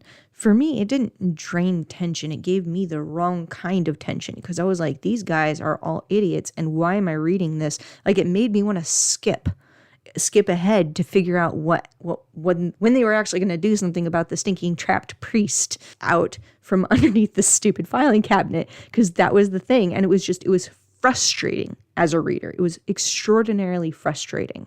So it was a very, very poorly handled action sequence. And in all honesty, it doesn't come into play enough. No. Them losing Father Matthias doesn't have enough of an impact on the plot or the characterization for it to have taken up that much space. Yeah. I will say the one thing that I did like about it, the only thing, was that I liked that Tamri just jettisoned it. And we had this kind of horrible, because that's one of the hallmarks of sci-fi that is sort of really, really fun, is that cold, unfeeling space. And the fact that out here, anything can claim you at any moment and people just will die. So I did like the fact that you have these people who are making it to the bridge. I didn't like the fact that there weren't any other indicators that there were going to be people in the stinking storage bay. That was stupid. But it was really good that they are making their way to try and say, like, hey, we've got to save him. And she's just like, oh, I need to just jettison that, and boom, he's dead. You know what I mean? Like, there was a good quickness to that, and kind of like a sinking horror to it that was, I thought, very effective. But like you said, it's just completely squandered. Yeah. And were I writing this book, I would have upped the tension by having cameras, because they just make sense in this setting. Her knowing that he was in there, and then her jettisoning it anyway, because it's either him or all of them. Yes. And that would have put way more tension than just, oh, he was in there. I still did what I had to do, but I wish he hadn't been in there. And then we would have had to have seen the pirates much more, seen their proximity, because we didn't really get any indicators of that. We just know they're there, they've harpooned this thing supposedly, and yada, yada, yada. It was very, again, lacked those kinds of details that we needed to make it feel close. So it was just one of those things, like, that was the only effective moment in that sequence.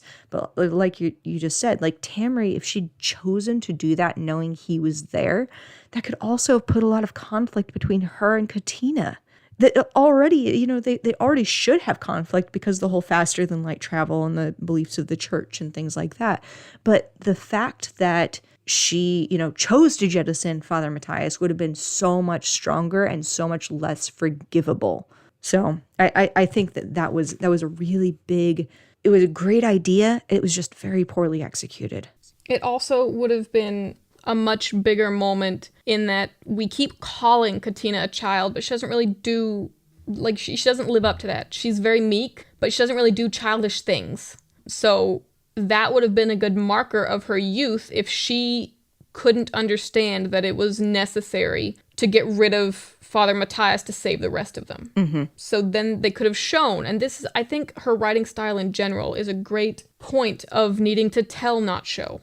Because she spends so much time showing things that don't matter, and we can skip over them in a sentence. Yeah. Editor Sarah here. Sorry, everyone, for the slight dip in audio quality on my side. This episode turned into a little bit of a disaster, and I may or may not have recorded on the wrong microphone for the entirety of it. And trust me, you did not need that damage to your ears. So I re-recorded, and it turned out passable. But I still think that you'll find the insights on the second half of the book to be equally useful, which is why we wanted to still put this episode up. And all right, back to the review. So after we've kind of gotten through the whole, this guy was jettisoned and nobody has the appropriate reaction, we actually get another character introduction in Yen in chapter 7. It's very odd because he's not introduced the same way that all the other characters are, and that did stick out to me. It actually made pinning down who he was quite difficult because he just was kind of included all of a sudden for me. It was very, very odd. But I think also his introduction is sandwiched in between a couple of different action sequences. The first one of which is this whole filing cabinet falling on Matthias and then him getting jettisoned. And again, just the not matching the urgency that the reader is going to feel in the prose. And then we get this introduction of Dr. Yen. And so it felt very out of place. And it didn't really follow the sequence of the pirates that are after the Calico. It seemed very disruptive to that. And I would argue that it is exactly the same as the other introductions, which is why it felt out of place and odd, because the other introductions are all just a snippet of this character's life as they are getting ready to or are boarding the ship, basically. But nothing happens. It just introduces them as existing. And we're in the middle, like you said, of this action sequence where someone just died. We're waiting for someone to react and feel emotionally about the fact that he died. And then we get this slice of life snippet with Yen, where nothing happens and we're just told Yen is here too. And it very much drains the tension of the scene. And it feels like if you were going to do what Hazel did with those first 4 chapters, then you should have just included the last character with them. Because she doesn't do this again afterwards. Like, there aren't any other characters that pop up through the novel. It's just Yen. Mm-hmm. But on the other side of that, I actually think that as far as the characters go, Yen was probably the only one that I felt approached being a real character by the end, which is very funny because that's not how the book treats him, which we'll get to in a little bit. But as we look at the arcs of these different characters, or the lack thereof, it's funny because he sort of has the strongest one in my mind, at least, which it'll be clear why it's funny once we kind of go through the rest of the book. And we're going to try to get through the plot here pretty quickly now that we've gotten into that portion of it and we've gotten through these character introductions and all of that. But it's just one of those things that you'll see how each of these characters are intended to be utilized, and his intended utilization, it kind of gave him, unfortunately, the only real, a small amount of depth. So in the middle, though, of still being chased by space pirates, we've entered faster than light travel, which there was this conflict which was brought up around that as well. And it was an instance where I think that it was attempting characterization of Katina and attempting to make her really serious, because faster than light travel is something that the Mitrianic Church is against. And so they paid extra to basically take a very long journey to the space colony and never use faster than light travel. But now they've had to because of the space pirates. And even though she just saw this horrible thing happen to her mentor figure and he got jettisoned, she still quibbles about going into faster than light travel as one of her first interactions with Tamri.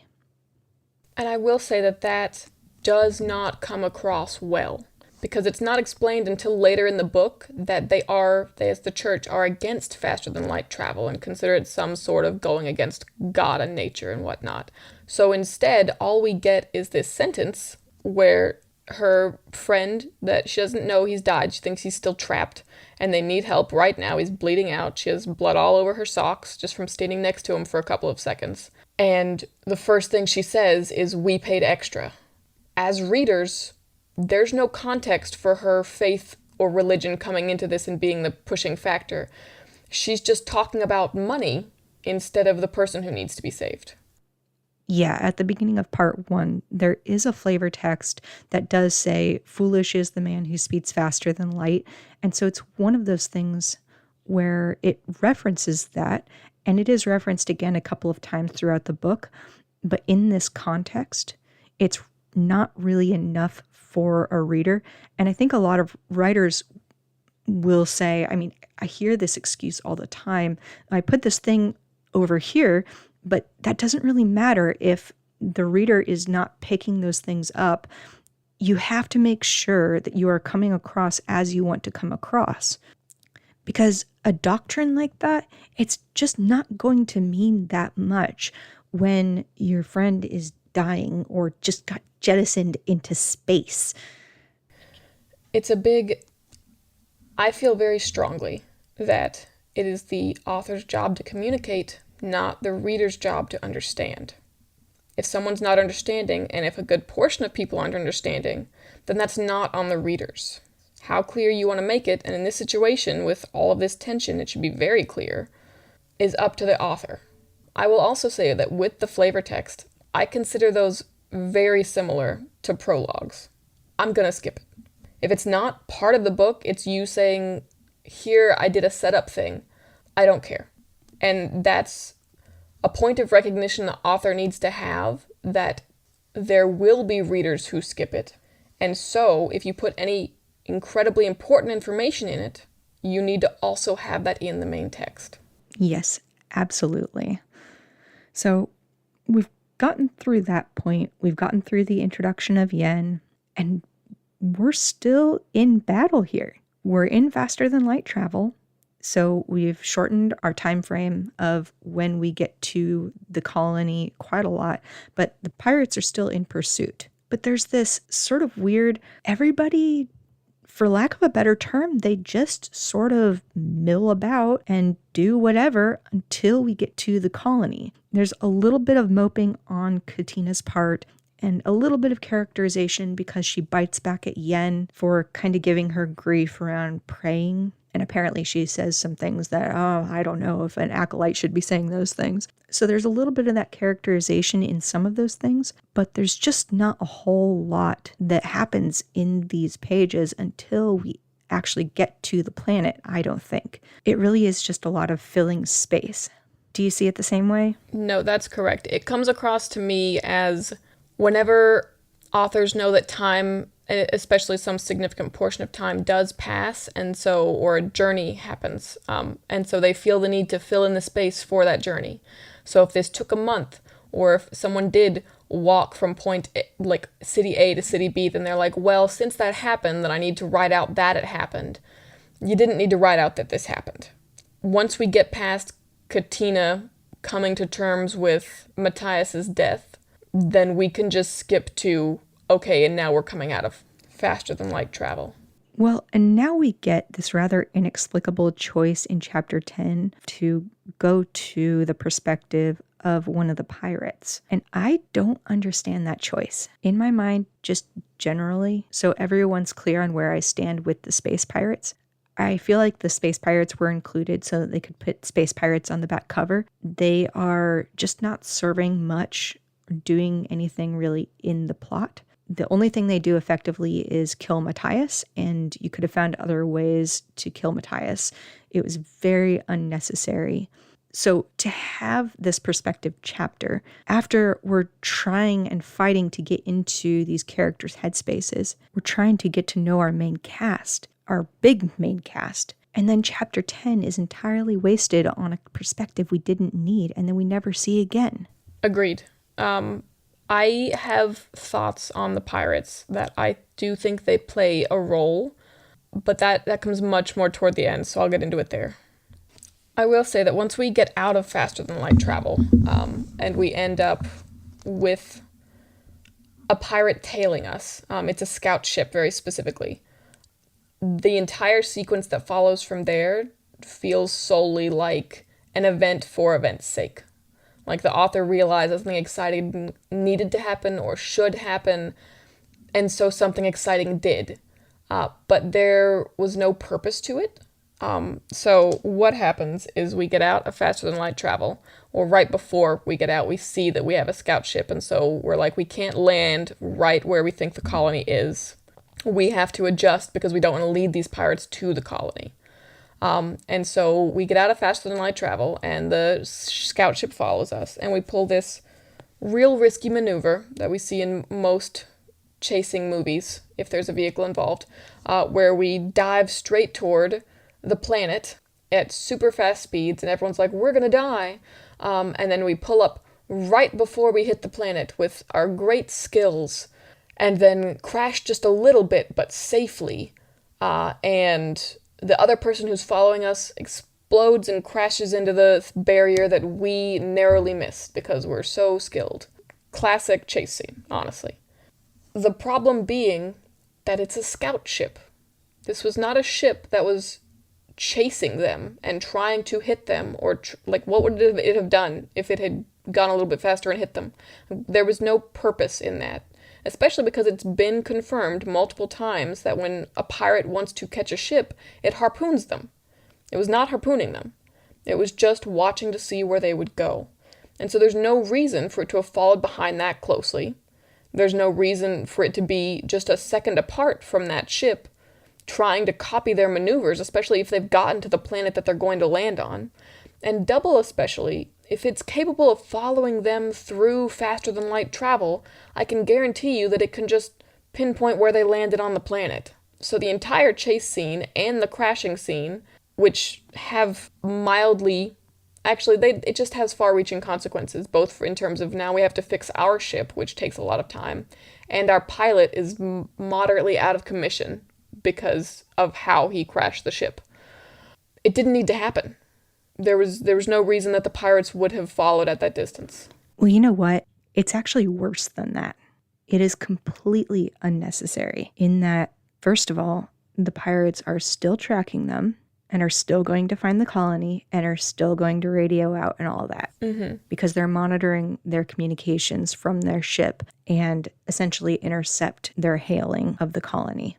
So first of all, it's a completely unnecessary maneuver in that way.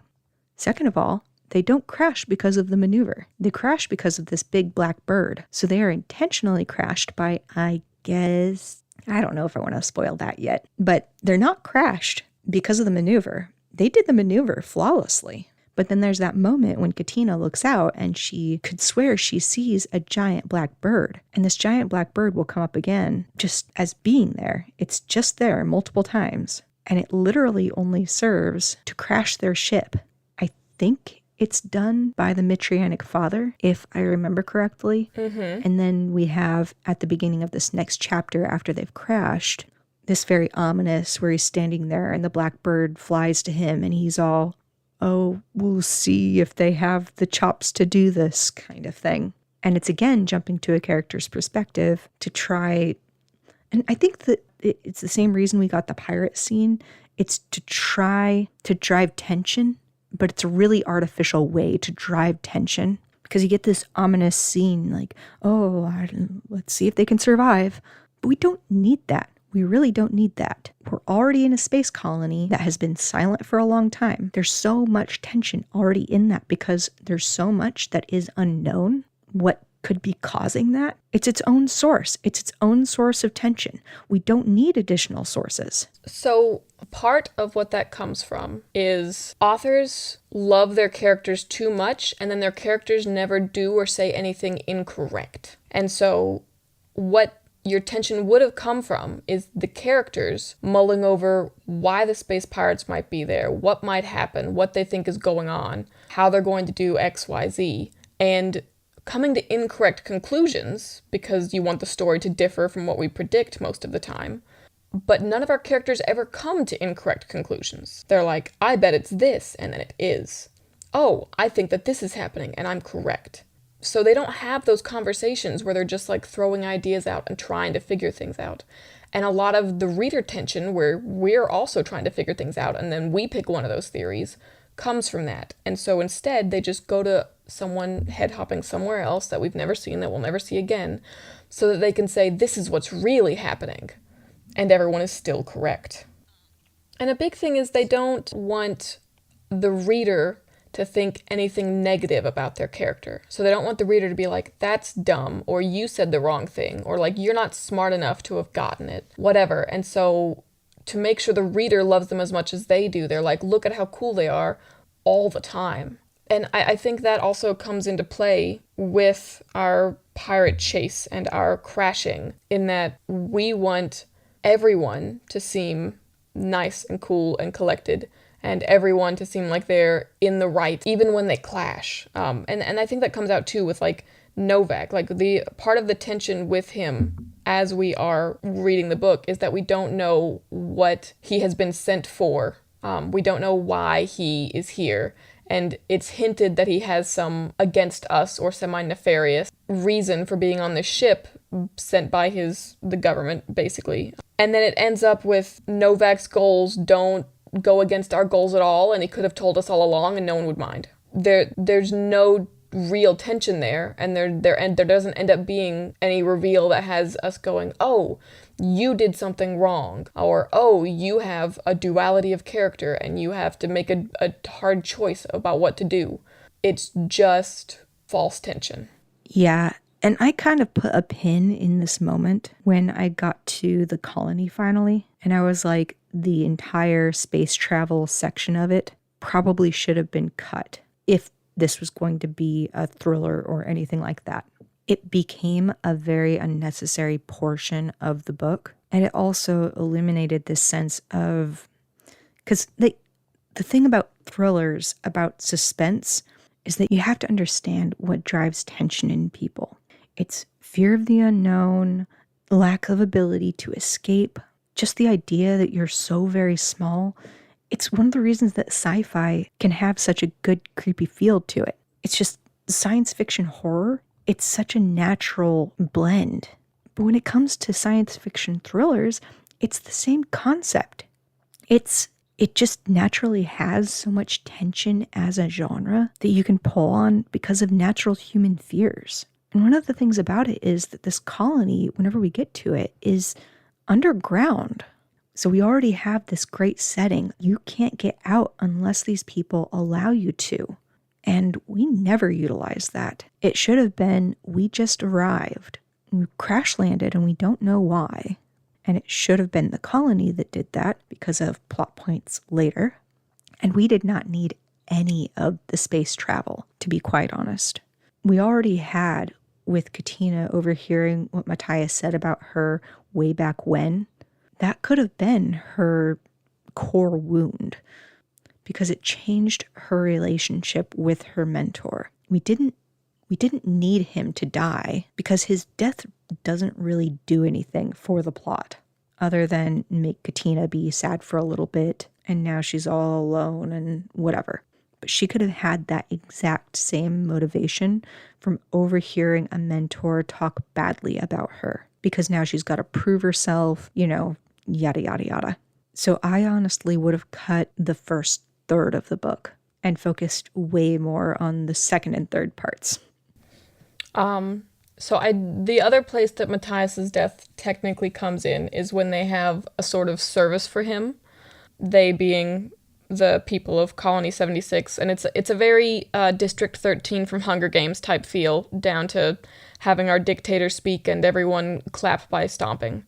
And we get that kind of uneasy feel of like, this place might not actually be a good place from that, but they also just hold sermons and have church services, and we're there for weeks, and so it could have really been done another way.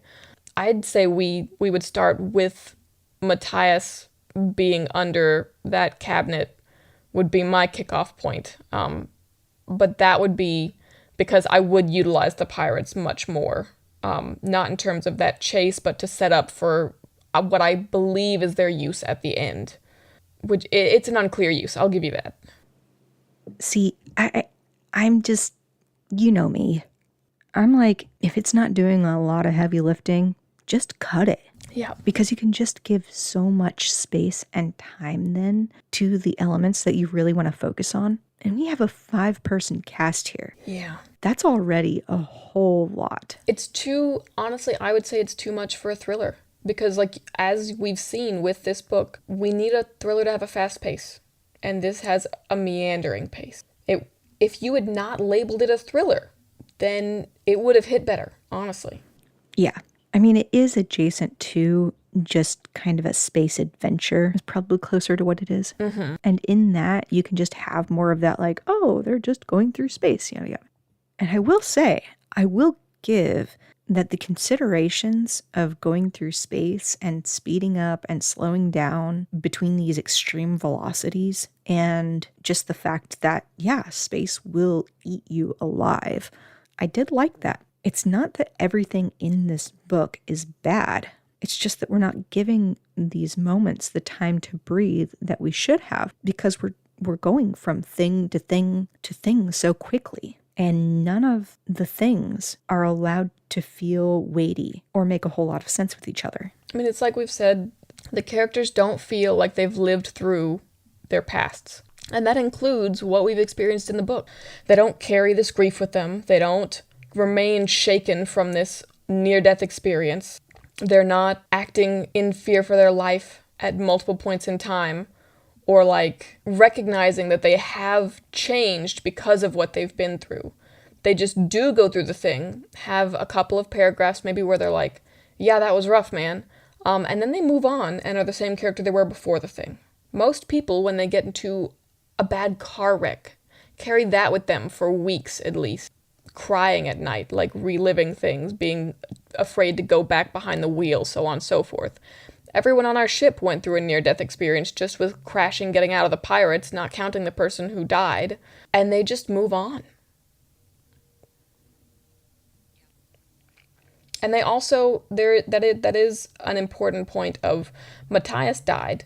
They lived in close quarters with Matthias for months. Everyone liked him, even if they weren't as close to him as Katina. But Katina is the only one who really grieved. When you know someone, even if it's just peripherally and they die, humans don't handle that well. Yeah. You know what I would have really enjoyed, I think, is if Matthias actually died at the colony, if he was killed at the colony. It would have been much better. It would have made the colony into a threat rather than something that makes threats. Well, and Matthias felt like he was really supposed to be the glue that holds them all together with their different backstories, their different temperaments, and all of that. He was the one who was kind of able to get along with everybody and bring them all together. So it would have been really good to see him in that role for longer, bolstering Katina and working with Tamri and Vaso and a counter to Yen's nihilism. It would have been excellent to see him clash with the worshippers on Colony 76, and then when he dies, which would have been easily set up because of how much he would clash with them and the way that they interpret the tome, then that would have been the best place for Katina to then be declared a sister by people who are actually in the church. Because currently, I think it's Yen who says, or no, it's Novak, who says, no, you're a sister now. Novak doesn't believe. Novak has no place with the church. Novak barely remembers some things from the idea of the religion. He's like, maybe this is in the tome, I'm not really familiar with it. Like, he mentions he's not familiar with it. But he says, we don't have Matthias, so you're a sister now.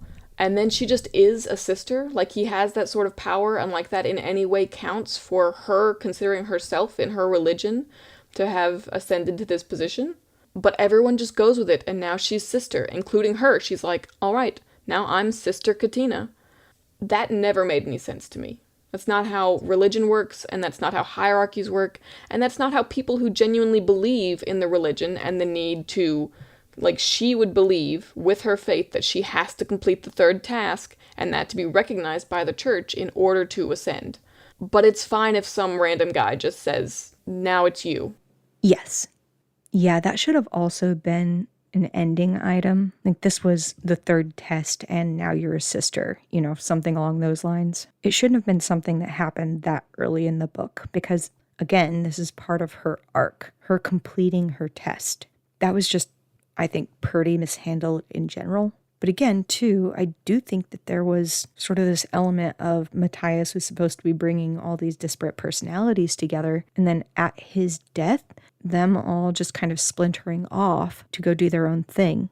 And that could have given Katina a really good opportunity to step into Matthias's role and drive them to become unified again. And that would have increased the tension in the colony. But like you said earlier, she just kind of disappears for a lot of this. Yeah, and there are two layers to this, where it's good to recognize that this book has the makings of a good book. Like, it has all the right pieces, they're just not set up in the right places. And the second thing being that I think that's another point of kind of infantilization of our main character, where it continually declares her a child and treats her like a child. She's 18, but we never treat her like that.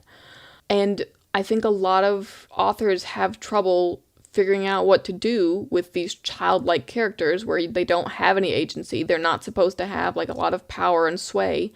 And so when it comes their time to do something, you just put them in a kind of standby role. Exactly. So where we are right now, we've crash landed. They get picked up after a little while by the colony. But there's this little bit of weirdness to it where they've certainly tried every frequency. But this time, they actually got a response, and that's super weird. And that ties into where we find out the cables to the colony's communications tower are deliberately cut. So it's very obvious from the beginning that this colony has isolated itself. So as readers, we're going into it sort of knowing that something weird is going on. And to be clear, they respond whenever Katina, saying that this is Sister Katina. Yes. As soon as she says Sister Katina, then they reach out and respond. Yes. And that is an arguing point for why she should become sister earlier, but I think if she had just said Acolyte Katina, then it would have had the same response. Yes, because these are people who are aggressively in favor of their religion. They're sycophants is what we're going to come across once we get to the colony. Yeah. And again, this is just to kind of put everyone where we're at because, like I said, I think that the space battle could have been cut because we're at page 108 in this, and we are still not at the colony yet. This is getting very close to halfway through. And the colony is really where the main of the plot occurs, at least as far as I'm concerned. Everything else really did feel like backstory, at least in my opinion. Mm-hmm. So the Calico crew gets picked up, and the people who pick them up are just covered in cuts. It's very distinctive scars, I should say. And it's, they're very tan, it's very dry, and we do kind of figure out why they're covered in these scars, sort of, because I don't really know if there is a full explanation, but we'll get to that. So with that, it takes about a day and a half to get back to the colony. And then after that, they're back and forth to the ship as they're fixing it through the rest of the book. And then it's like a few hours. So I have no idea why. They have 3 buggies. Yeah. And so at first they come on camels for reasons. And then they go back and forth on buggies, and then it only takes 3 hours. Yeah. But because they have the buggies, I don't know why they didn't take the buggies to begin with. That just felt strange. And this is where we meet, from the back, the carnivorous cactus. Mm-hmm. I don't know what the carnivorous cactus looks like. I have no idea. It's just mentioned as they're out in the desert. There's a cactus over there. I don't know how far away the cactus is. I don't know what the cactus looks like. I don't know if it's tall and straight. I don't know if it's short and prickly. I don't know. And it's frustrating because it almost eats Novak later. And I think it's supposed to be just like a classic cartoon cactus of just like straight line and then 2 arm-like lines, but it is not clarified, and it comes across as someone who thinks there's only one type of cactus. Cacti come in a lot of shapes. Well, also, the distance to it seems really odd because if you are in sight of a carnivore or something that's predatory, you're not looking at it and being like, oh, look at that far away there. You're like, oh, let's get away. Like we've run into a bear walking before, and it's like, you see it and you're like, oh, I'm not going near that thing. And then you turn around and you walk away. So it's very odd to me that they are constantly seeing these cactuses, and yet they're just like, oh, there's a cactus over there. Like, is it just that they are in place, and if you get too close, they'll eat you? Or no, because it pulls itself with roots or vines or later, and so it can move. okay. It's So a it does very move. unclear distance. Yeah. So that was one of the things that bothered me, and we got introduced to it and the blackbird again. And then we got to the colony, and everyone was sunburnt and upset. Sunburn is one of the worst things that you can experience, in fairness to them. And then we finally get into the colony, and everyone's just kind of settling in and actually somewhat like enjoying themselves a little bit because they've been using recycled water and stuff like that. Because they've been in space for so long, and apparently that has a feeling to it. So they're getting fresh water, and they're being greeted by the colonists. And that's where it's just so long. It takes so long to get there. We finally get to where we meet Jaya, the general. And Jaya is introduced very unceremoniously. It's like page 135. So again, we're on the planet at 108.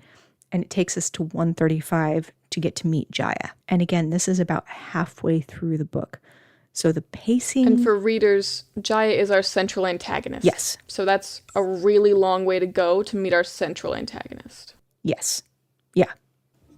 And the way that Jaya is introduced, we are taken to their ultimate stop, the dining hall of the general. And it is marked out with all these figures of Mitriana pleading humanity's case. But we notice that Mitriana looks like the general. We have not been introduced to the general yet. We're just told that in all these places, Mitriana looks like the general. And then we finally meet Jaya Kel, who requests we call her by her given name, but the general suits her far better. And we finally get the introduction of her being there, which is really odd because up until that point, I didn't even know there was a person here. It was very strange to me because typically with something like this, you'll want to introduce this character as quickly as possible. And what should probably have occurred is that Jaya met them at the surface when they got to the colony. Mm-hmm. That would have been much better. This was just such a... It was just dropped in the middle of a chapter, too. It wasn't at the start of a chapter or anything like that. This chapter, up to this point, had been them showering and kind of getting into the area, getting medically examined, getting decontaminated, getting blood samples taken. It is like 10 pages of all of that, and then we just get dropped into this dinner with the general. And it's worth noting, like with your walk in and you say, oh, that's kind of blasphemous because it's the general instead of Mitriana. If you're a reader like me and you don't cling to physical descriptions very much, especially if they're in paragraph format until they're repeated often, then I also don't have a clear grasp of how Mitriana looks.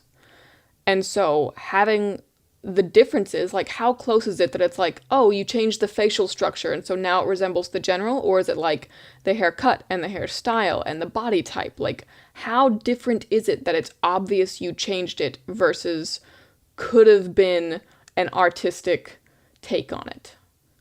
That was unclear, and that makes a huge difference when you're blaspheming. Yeah. And also, it's one of those things where it's easy to do that if you're dealing with a god that is not known. But like we kind of said earlier, that only flies if no one has seen this god. And apparently, it's pretty common to see this god. So again, it's just one of those things where it feels odd. Regardless, we're going through and Jaya is giving kind of her own take on the tests and things like that. Now, I was a little bit, and maybe you picked it up differently, I don't know. I was a little bit confused because the tests are things that you have to go through to enter sister or brotherhood, but also the tests are referring to axioms that they're intended to live by. So it's like the 10 Commandments. And it's both of those things. Is that wrong? No, that's correct. You're supposed to live by mercy and stewardship, and you're also supposed to go do a thing that shows that you, I don't know if it's like have a mastery of it or just like you've helped to make sure that it's upheld. It's unclear both what the test, like how you would fail a test, and who decides what counts as the test. So like for this is called the third test, the entire book, because this is Katina going and delivering supplies to this planet that is ideally in need of supplies. Except she's the one that came up with the idea that she should go do this, so you just got to make up your own tests? So it's unclear who is able to decide on a test, who's able to judge the test, and without Father Matthias there, like who's to say that she completed her test whenever she gets back? Is it just self-reporting? Is it these bunch of people who have nothing to do with the church and don't follow our doctrine that get to say, yeah, she did the thing that she said she was going to do? It's very unclear as to how you actually create and pass these tests. And it's also unclear at the stage that she was given a couple of things that suit her station, like we said, that she is allowed to do as talents for the rest of her life for the church, basically, decided by her rich family. She has not passed the third test yet because she's not good at any of those, but this third test has nothing to do with any of those. And so it also feels like she could have passed the third test way earlier and just not had a talent yet. Very unclear as to how this system actually works in practice. Yeah, it is. I think that is something that could have been fairly easily addressed by just handing it over to the god. Because it's like, yeah, whenever you pass these tests, the god bestows this little trinket to you that you wear. Even then, I think they could have just handled it in conversation, because we have 4 out of 5 characters who don't know basically anything about this religion other than the fact that it's a religion and it's big. So we could have very easily just had someone be like, okay, so we're all dragged along so you can do this test. What does this test entail? Like, you're the reason we're here. I'd like to know why exactly we're doing this. Yeah. Yeah. So from there, it's like we don't get any subtlety in Jaya. Is it Jaya? Jia? Not a clue. You can spell it for them. It's Jaeya. I think I pronounced it Jaya. Yeah, I pronounced it Jaya in my head. But it doesn't matter. I think with the Greek AE, it's supposed to... In English, it would be Jaya. Jaya would be correct. All right, so JJ's here. She's the general. Yeah, just from the beginning, she screams evil. She's putting Katina down and stuff like that. She's just giving off this, from the beginning, this very I'm in control, very nefarious kind of vibe. Again, it's that lack of duality in the characters where the bad guy is bad. There are no redeeming qualities for the bad guy. Yes. She early is giving off this very nefarious and very controlling vibe. I think the only point that did make some sense, but it's just not addressed by the book at all, is more toward the end of the conflict. Jaya is talking about how it was good for the colony to separate because of all the wars and the fact that technology had stagnated and people were abusing this mitrianic substance, this very rare and powerful, but also supposedly holy. And she has actually, that's the only moment that she gives good reasons for her actions. And it is one of those things where it's like, oh, for just a moment, this character has some insight into how she views the galaxy, but it does not come across. It's a throwaway line, and then she's dead. Mm-hmm. And that's it for her. And it's also worth noting that it's been 70 years since they lost contact. So she's not the one that was in charge when they lost contact. So it's also not ascribing why they actually, if they chose to lose contact versus lost it and then decided not to redo it. So one of my big issues with this book, probably top 3, honestly, is that whenever we are talking about the pirates and whenever we're talking about this being a lost colony, we just, as an 18-year-old girl, decided I'm gonna go help them and bring supplies to them, and then the church was cool and gave the coordinates. Clearly we know where this colony is. We know where the planet is, we know where the colony is. We don't have to be high up in the hierarchy to get those coordinates and go do it. And yet we're acting like we can't let other people know where the colony is, so we have to do this risky maneuver for the pirates. Oh, the pirates have discovered it, so later on we'll end up with a fleet that comes for this colony. But the colony was never a secret, and its location was never a secret. And you do get at the in the epilogue level end, the knowledge that ships have gone missing here for years, which would have been really useful and added great tension early, but at the end it's just okay, I guess. But it at any point in time, people could have come here and discovered it and done things. At any point in time, the pirates could have chosen to attack, and they didn't have defenses against an entire fleet. we're treating the location of the Colony 76 as a secret that we have to protect. And that's a big point of tension that we want to do and we risk our lives to do throughout the book. But it's never clarified why it's a secret or how it's a secret in the first place, because it did just exist and it was common knowledge before. It's just that they haven't contacted us. Yeah. Yeah. And I think that it's one of those things, the pretext for the visit almost needs to be different. And like you said, knowing earlier that there were a bunch of ships going missing and stuff around it would have been so helpful. And I think, again, eliminate the space pirates, because, like you just introduced, they cause a big old problem in this. It's a completely different thing if this is just a colony that's not communicating anymore. Ships are going missing around them, and you don't have to worry about hiding the location of this colony. But then what happens at the colony still matters, because that's what our characters are embroiled in. It's a life or death situation.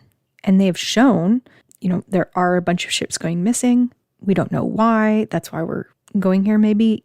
You know what I mean? Like, There's just a different thrust that the story should have taken. I think it's just so overcomplicated. It would have been really hard to pull off this particular configuration of characters and story beats anyway. And then to do it again, this is not to, whenever we say someone is less skilled as a writer, it's just a different point of their journey. Everyone has to learn. You just haven't gotten that experience yet. Yeah. Yeah. So this is a very difficult concept for a writer who doesn't have a ton of experience.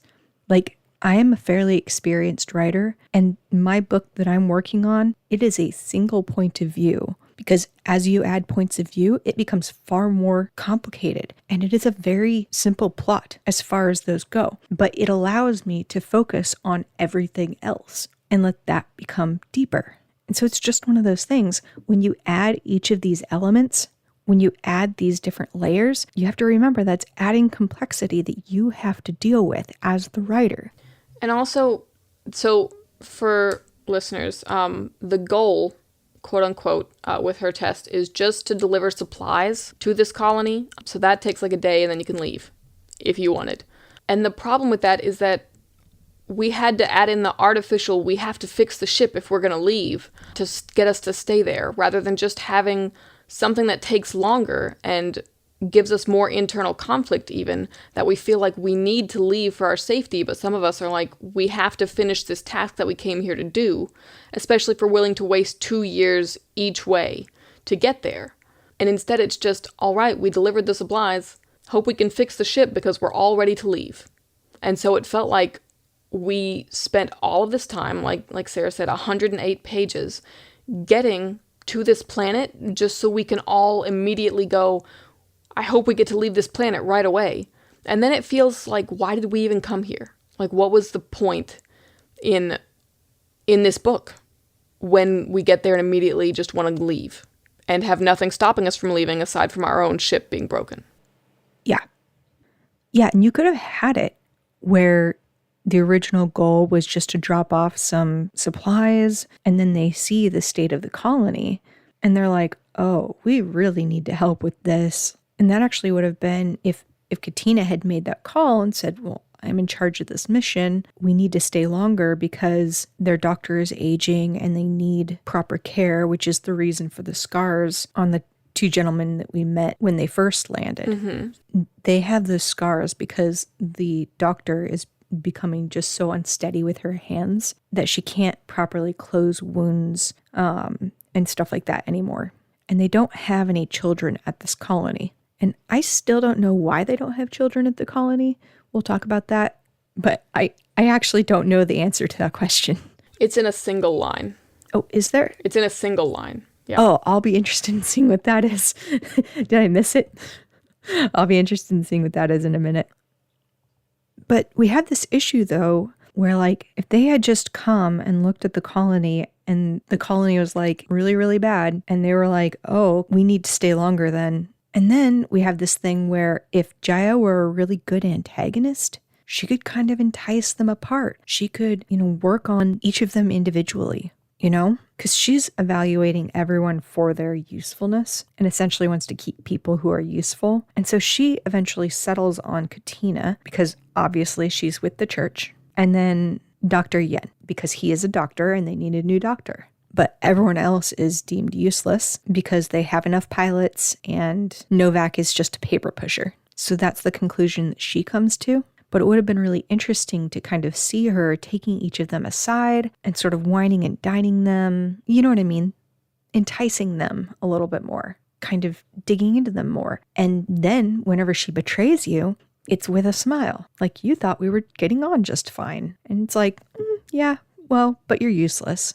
And that's one of the very just, one-dimensional villain type things where if she doesn't need you and she doesn't like you, her result is, I should murder you then. And then she moves happily along. Like, okay, kill them. And that's it. There's nothing else to it. She doesn't have any other plans for them. She doesn't have any other tests. She doesn't have any reason. Like, if there's no children on this, make them reproduce. Who knows what's going on in terms of infertility that's causing no one to have any children. But instead, it's just, all right, murder them. Yeah. Yeah. So we get through this. Like you said, there's a prayer service for Matthias to start with. And then we very inexplicably drug Katina. And this turns into... I still don't understand that. Nobody does. I don't. Because a little later on, she just becomes undrugged again. So she... Why wouldn't they keep her drugged? They drug her for weeks. And the book does make a point out of how the other people in her party don't notice that she's drugged. It says that, and it's really not on them with everything going on, that they don't notice that her eyes are dilated and her pulse is slowed, which, to be fair, I never notice when someone's pulse is slowed. But they make a point that she is drugged and no one knows that she's drugged. She remains drugged for weeks. And then at the point that she comes in contact with her god, then she kind of falls to the floor and throws up. And that may or may not get the drugs out of her system because there was an incense is what drugged her that she's exposed to whenever she's inside of the sanctuary, basically. So I don't know if throwing up, something that she didn't ingest, would actually clear her system. But it comes across as a result of coming in contact with the god, considering she's basically rendered catatonic. And that is a plot point where then a boy takes her down somewhere that she shouldn't be to reveal a new secret in hopes of helping her. But it seems like, the god coming into you is what causes her body to stop working and then her to throw up. But after that, she's not drugged, and they don't drug her again for seemingly there's no reason. There's no given reason. She just isn't drugged after that, even though they're still there for a decent amount of time.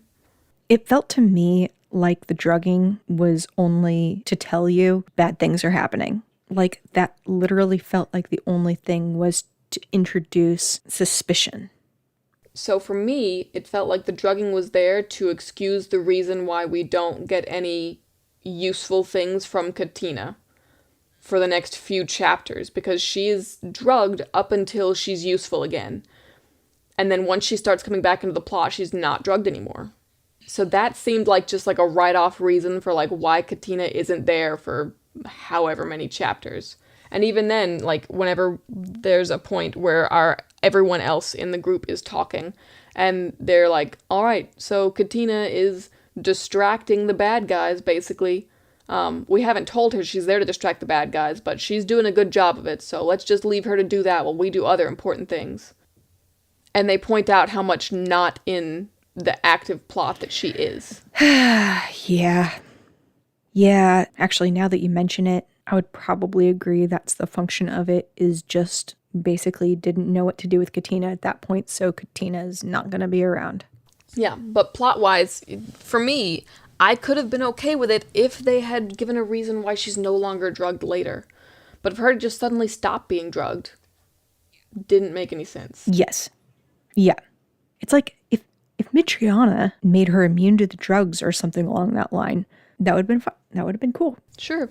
Give any reason. Yeah. Just literally anything. And then she could have done this fun thing where she still pretended to be drugged if she was a good, fun character.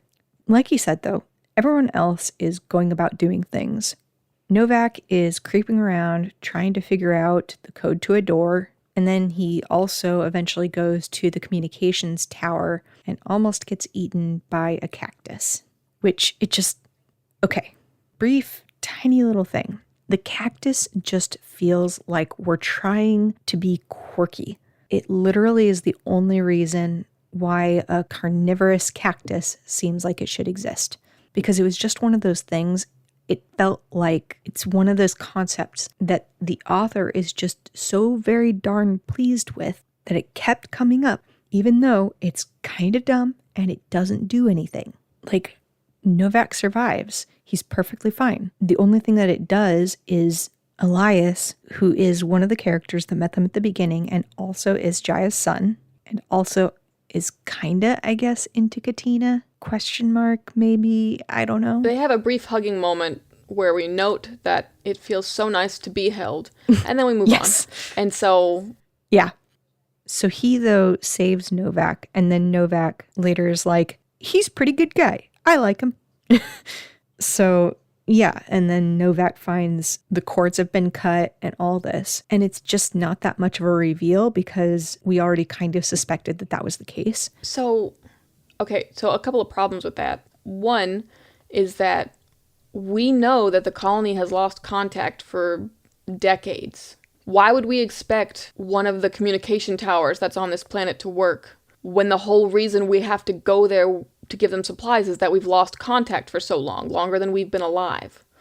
That seemed like a non-reveal to me, because we should have already known that. Like, did you expect all the communication towers to be in great shape and everyone's just choosing not to have contact? The entire colony agrees we'll just never use this again across generations? That seemed obvious to me. And the second thing is that whenever he comes and he's like, these have been cut, then everyone simultaneously draws the conclusion that this was to stop them from reaching out, as though it wouldn't have been cut whenever the colony cut contact. Like, why did you assume that it's right now with you crash landing there that they were cut when it's a colony that no one has been able to contact for decades? That seemed very self-centered and like a completely incorrect conclusion. Yeah. Well, and there's a couple different places where we see incorrect conclusions being drawn, but I think that was really interesting though, because I think what should have happened, first of all, I want the context that other colonies have lost contact before because aging equipment and things like that. So what would have been really fun is if Novak was a communications engineer and was sent with the group in order to fix the communication towers. That would have been really good. And then he would have had a target on his back because Jaya doesn't want the comms towers back up. Mm-hmm. And yet she also wants to look like she's cooperating. So that puts her in a real pinch. That's great tension. That I was just like, that's the thing. Because at first, I thought that that's what he was there for. And then it's like this entire time, he's just bumping around the colony and just trying doors and stuff like that. Mm-hmm. And for some reason, nobody cares. Like, that's weird to me because they have surveillance through this whole thing. But he's just able to go around, try doors and mess with things and all that. Regardless, he was basically deemed to be unsuitable to keep because he was useless and essentially deemed a paper pusher. And I'm like, why is he a paper pusher? Why can he not be a comms engineer? And then they want to kill him. And also, just the fact that he's a paper pusher for his career. Sure. People can have careers and other skills. And so whatever the skill was that they made their living off of was their only use and they could do nothing else. Yes, that was a consistent characterization issue. Because some of these people, Vazo and Tamri, are supposed to be, they're a lot older. They're grandparents at this point. And they do not feel, first of all, they don't feel mature at all. Like, they come across like 20-somethings. the way that they behave with everyone else and with each other. But then also, they don't seem to have the requisite broad swath of skills and experiences you'd think they'd have from traveling through space for their entire lives as their job. Like, the only time we get any idea of skill is when Vaso doesn't crash land. But at the same time, that doesn't feel like enough of a statement about him because they just screw up throughout the entire thing. Like, nobody's going to be in the bay, so let's just jettison it. That was so stupid at a character level that it was just like... Yeah. All she would need to do, because she does go on the intercoms. We're back in the original Pirate Chase at this point. She does go on the intercoms, and she says afterwards, sorry for jolting you, basically. She could have said, jettisoning this thing, get out of the room if you're in it. Like, that's only a couple of seconds. Evacuate now. Did not do that. Just jettisoned it. Yeah. Which is one thing if we didn't have comms. Or, and I think this is something you suggested earlier too, she could have had the thing where she was going to jettison it. Katina comes in and says, Father Matthias is in there and he's stuck. And she says, for the greater good, kiddo, this is what we have to do. And that comes across as a mature decision by a mature person who's been in these situations before. That level of, I feel bad that this is happening. It's bad, but we have to do it. Gotta make a decision. Yes. And I again, that just comes back to the characters not living through their experiences. They have an age, they have the experience that they were given for their job, which got them on this ship, and that's it. Yeah. So we have back in the colony, everyone is kind of doing their own thing. Vaso and Tamri are they're going to fix the ship. Katina is drugged. Novak is fucking around trying to get this door. He's messing around and nobody cares. And then he almost gets eaten by a cactus. So Vaso currently is not trying to fix the ship. Oh. Whenever we crashed, then he got real banged up. And so he's just been recovering the whole time. Right. He's just in bed. And then later he goes and tries to fix the ship. Yes. But currently he's just in bed. Yes. Yeah. Just being ill, which is fine, I guess. Like, whatever. If you're injured, you're injured. But it's weird because he doesn't feel like he interacts. I kind of blanked out on that particular point. And I think it's because he doesn't interact with Dr. Yen that much, even though Dr. Yen is working in the medical area this entire time. And I would expect that to mean that these two characters have a lot more rapport with each other and are interacting a lot more because of the fact that they're stuck in the same place together. The author makes a point out of how much Vaso doesn't talk. Like, he's just a quiet person to the point that anytime he says a sentence and a half, then people are like, whoa, didn't know you could talk so much. And they do make that joke every time he speaks for more than a sentence, to be clear. Different characters. But I think that might be part of it, like the write-off, in that he just doesn't talk very much. But it also felt like the only reason he doesn't talk very much is because we have too many characters. Yeah. So his personality is being quiet. Well, that's the thing. That kind of got lost on me because it felt like he had about as much dialogue as everybody else. Honestly, the only reason that it stuck out to me is because of all of the, oh my goodness, reactions when he did talk. Yeah. Yeah. So everybody's kind of doing their thing. And the catalyst, I would say, there's not really a catalyst, actually. So like I said, Katina is being drugged until she has this interaction with the goddess. And then she's fine after that, but Elias takes her down to the grove. I think it's called the grove, right? Where they essentially are growing the Mitrianic ore or whatever around bodies. So this whole thing is just filled with dead bodies, and somehow you can grow the ore around them. That was really unclear to me, but... Because it also... with the end, you learn that you can just grow the ore in general without the bodies. Yes. So, dunno. But yeah, there are corpses stuck in trees. Yeah. I thought it would be great if you could grow it, but only with bodies. Because that would be a piece of information you would never want leaked. Yeah. And it would explain why we ran out of our ore on our planet and didn't grow more. Yeah. Well, because that's supposedly conflict in this. That's supposedly the big overarching conflict between these two countries, question mark. But they're like systems, and they've been battling over sources of ore. And if there was found a way to grow ore out of dead bodies, first of all, that would have been phenomenal. It would have been very dystopian. But second of all, you are inviting genocide, like 100%. Yeah. And so Novak's goal ends up being to see if there is a source of this ore on this planet, because they want to break the monopoly that the current bad system has over this ore. There's a lot of stuff that happens at the end that makes this feel very unneeded, but we can go on with where we're at right now.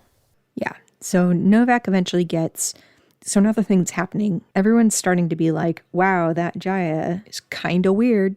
And I don't know, I don't like her necessarily. But she's not really doing anything bad. So we can't really say anything about it. But kind of like bang, bang, bang. We have the issue of Katina being taken to the Grove. She's not supposed to have seen the Grove until she was a member of the colony. And Elias is like, oh crap, well, I won't tell anyone if you don't. And so... Because Elias thought that she'd already accepted and would become... Yes. A sister of stewardship. Yeah. So then we also have Novak finally figures out the last digit of the PIN code. So before that, directly after Katina gets out of the Grove, then she passes a note to Elias that says, this is a cult, basically. It is not explained how we decided that it's a cult. She sees the Grove, she sees the bodies, and from that mass of corpses, she says, it's a cult. Not Elias, sorry. Novak is who she passes it to. But it just says it's a cult. We need to get out. Whether or not them being declared a cult matters, I would say, is up in the air. You could have said there are a bunch of corpses in the basement, and I think that would have gotten the point across better. But instead we say it's a cult. And then that doesn't really come up again. Like the letter does, just we need to leave. But them being a cult doesn't have a huge impact. Yes. And so, well, then, too, we get this whole... We finally, on 186, page 186, mind you, this is about 2/3 of the way through the book. You get this whole description of the layout of the colony underground from Novak exploring it way too late. Mm-hmm. That is way too late. It's especially too late because we have gotten tours. Our characters have gone through literal just, here, let me show you around, and gotten less of a description. Yeah. Because until then, we struggle in the reader position to understand where anything is. And one of the things I realized later on, and I made a note of it, because it just suddenly became very stark to me, I'm not sure why.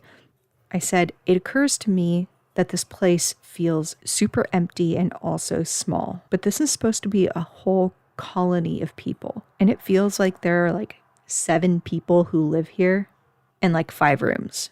Yes. We do not get a good sense of this colony being large outside of the sanctuary where we have our sermons. It's very big and has a lot of seats. Bleacher type seatings that are packed, the bleachers themselves, not the people in them. And then also whenever we're actually doing the wake for Matthias and then a bunch of people are stomping their feet and so on and so forth. But otherwise we don't really run into anyone outside of like another doctor in the infirmary or 2 guards. It feels very bare. Mm-hmm. Yes. Yeah. And it's just one of those things. I think it's just that remembrance of the world around the characters and what that is going to be doing. I think it's like, it feels very weird whenever you have people like wandering around. Like Novak caused so many issues in this. It caused issues with Jaya's competence. It caused issues with the fact that it didn't feel like then there were that many colonists.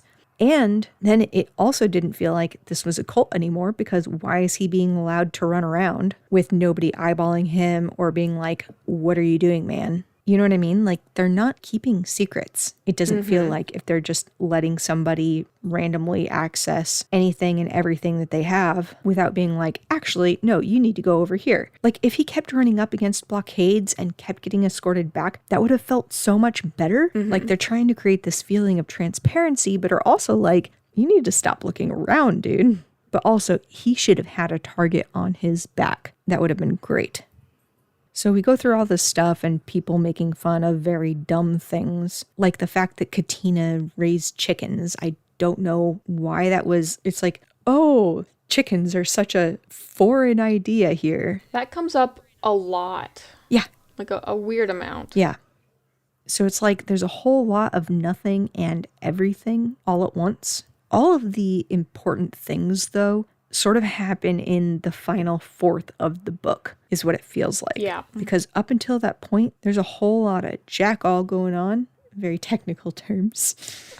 It's worth, so we're in 180s now. Back on 150 to 151 is when we kind of learn what happened to the rest of them. You have to extrapolate a bit, the rest of the people on Colony 76.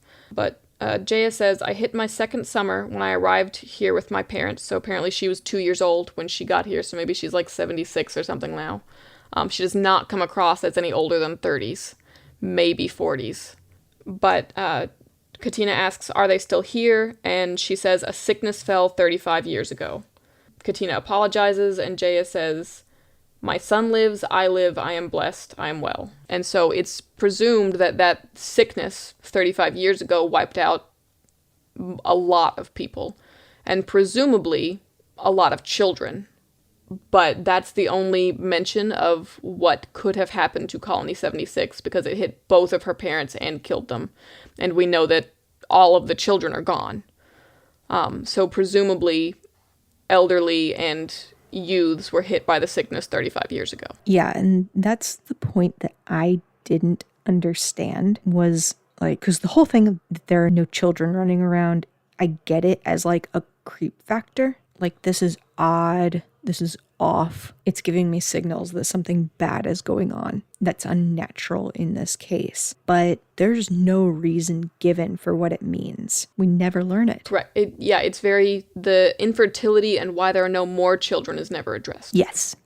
Yeah. And weirder is that if their problems were with, you need to keep the colony going, you need children, you wouldn't be killing people who came. You'd be capturing them and either indoctrinating them or just forcing them to give birth.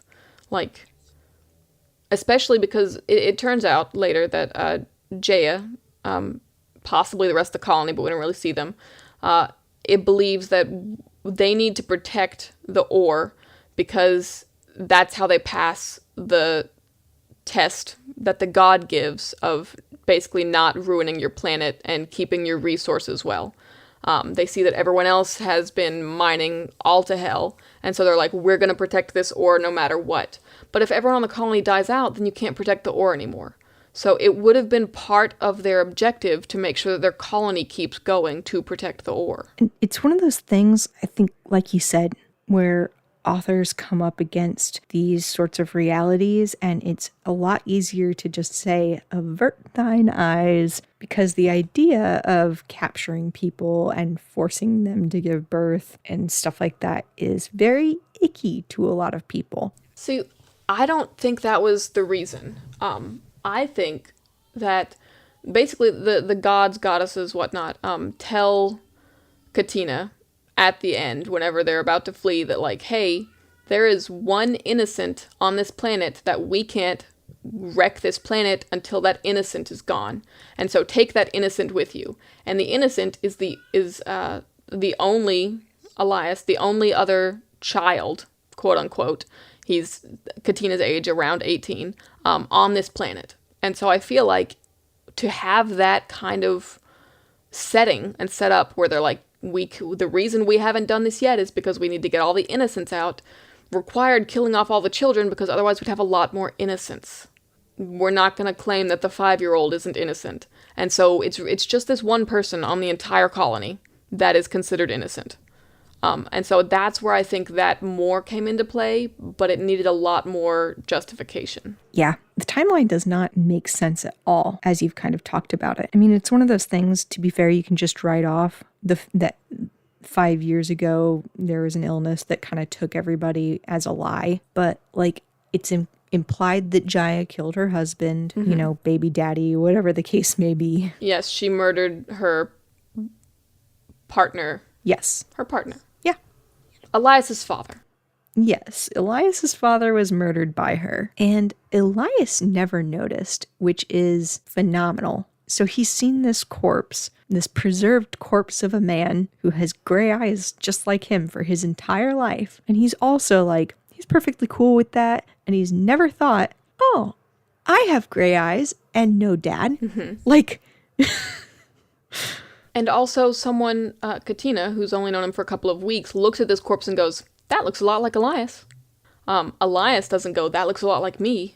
But the thing is, what's weird about this is that if Elias is 18-ish years old and everything happened about 18-ish years ago, there is no explanation of what that might have been. And also, ships have been going missing for 70 years or whatever. The timeline is way too long for 18 to make sense. This all started happening about 70 years ago. The fact that you have all these people who have been purged essentially as of 18 years ago, it's like, what were you guys doing for the other 50? You know what I mean? Like, the timelines just don't make sense at all. And it's one of those things, you sometimes see this in like vampire things where it's like you have these really long-lived creatures and then they act like they're in their 20s because there's just no history to them. It's like that, but where we gave it a long time frame because it felt right. Yep. It's one of those things. It feels like the long time frame was given to give this sense of depth and gravitas because, oh, they've had all this time to grow separated and all that. But cults don't take that long, just so everyone's aware. So it was believed that over the last 3 decades, 30 ships had met their end within the sector. Yeah. So they've only been taking out ships for around 3 decades. So before that, they were still in contact then? No. Well, they would have been, because ships would have been landing there just fine and then coming back. That's contact still. That's just not radio contact. So that's dumb. But 3 decades is still long, because 18 years old is how old Elias is. So basically, for 12 years, everyone was all hunky-dory doing this together. And then all of a sudden, they're like, let's purge all of our children and adults and put them in this, you know what I mean? Like, the timelines still don't squash. And that's just one of those things. You have to understand your history. And also, how old does that make Jaya? Yeah. Like, very, very difficult. So Novak does eventually get the code. And they, guess, block the camera somehow. See, this is with Vaso. Novak goes with Vaso into this. And that's why I'm like, I did not in any way, like, I completely blanked out that Vaso was not supposed to be much of a talker, because he literally, in any, like, this whole time, he's just chatting with Novak back and forth, and there's no, like, oh, you know, like, he doesn't talk a whole lot. So they go into the storage room. And then they freak out and are like, something horrible has happened. And then they back out. And we find out quickly what they saw. Tons of shoes. Tons and tons of shoes in storage. And they emphasize that there are children's shoes in there. Yes, lots of children's shoes.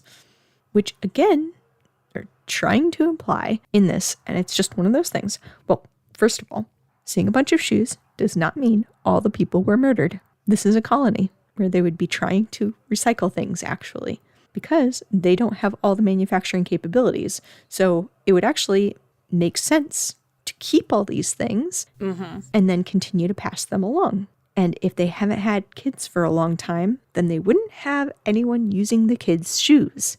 So the characters, though, draw this conclusion that they murdered all these people and kept their shoes. Yeah, somewhere between the Holocaust and Criminal Minds, they've just gotten caught on if there's a room full of shoes, then everyone has been murdered. And it's drawing on a history that, as far as we know, doesn't exist, because they didn't come from our Earth. They don't have our history.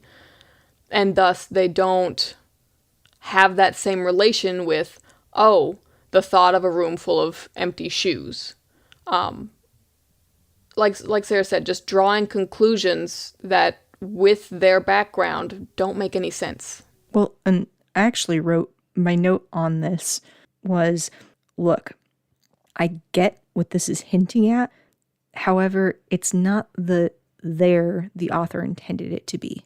So it's them drawing a conclusion based on our knowledge and assumptions. And it doesn't make any sense for them to... It's just a conclusion they shouldn't have drawn. And so it was kind of weird that way, but it also does imply that they killed the children. And we never get an explanation for why they killed the children and why they're not allowing anyone to have additional children. Or if, because we don't confront them with it and ask whether or not we're right. We just assume things and then want to run away and everyone dies. Yes. Yeah. So these things are all kind of happening. And then they have this meeting. And really quickly, I'm going to have a big problem with this. So the next thing they do is everyone kind of gets together and they create this reason for the doctor who's with the colony to leave so that they can all talk. And then someone looks up at the cameras and is like, do you think they can hear? And Yen is like, no, I know that the cameras, someone told me that the cameras can't hear voice. So here's the problem. It doesn't matter if they can hear you on camera, because the doctor leaves and one of them goes running over to the door and peeks out to make sure that the doctor is actually gone. And then they come back and they're all clustered together and they whisper and pss, pss, pss, with each other. And I'm like, if you see that on camera, that is so suspicious. It's not even funny. And yet somehow we're okay with them seeing it, just so long as they can't hear what we're saying. And it was so dumb that it was just like, I was just like, just so like, I put the book down and I stared out at the grass for a little while. And I was like, these characters are so stupid that they don't deserve to live. Like, I hope Jaya wins at this point. Yeah. Just kill them. Just so, it drives me bonkers because people often, it's just something you see so frequently, is people have just the one metric by which you can discover a thing. And if that metric is not being met, then you can't discover it any other way. So if someone observes you behaving super strange, it doesn't matter as long as they don't hear you behaving super strange. That happens with surprising frequency. It's also one of those things where you'll hear, we need to be quiet or something like that. And then people are talking back and forth with each other. Mm-hmm. It happens way too regularly in books. And it's just like, once you see it, you'll see it everywhere. And for me, it just sits there as this ball of tension at the sheer stupidity of the characters. And it's not supposed to be there. It's not intended by the author. It's just but it sits there in my chest. And I'm just like, you guys are definitely going to get caught because you are so stupid right now that you're going to get caught. But the worst part of this one is the cameras could listen to them. That's the secret. Yeah. Jaya still hears them. And she's all like, actually, the cameras were able to listen. Ha, ha, ha. And that's such an awkward thing, too, because the whole point is that Yen betrayed them, quote unquote, because he was offered the ability to live and they weren't. But larger than that is the fact that it's such a passive betrayal. He just said, no, they can't listen. He didn't go directly to Jaya and be like, this is what I have heard. I'm giving you information. I am turning them over. He just didn't tell them or led them astray when they were giving out information. Suspiciously, anyway. And so even his acts of betrayal don't feel that intentional. Like, they don't... It's intentional, but it doesn't hit that hard. He didn't do everything he could in order to betray them to save himself.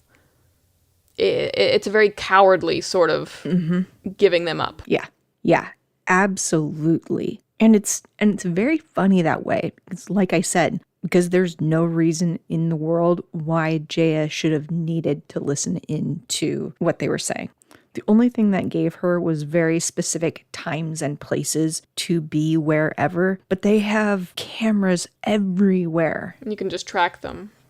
And also, the point of having a mole inside of a group is that they pass the information. You don't need the cameras to work and a mole. Yes. And that actually would have been a lot better is if the cameras didn't work and Yen just did give her all the information. Like that would have been a much more direct act of betrayal, which we can talk about Yen in just a minute because, like I said, I still think that he's the best character. He is.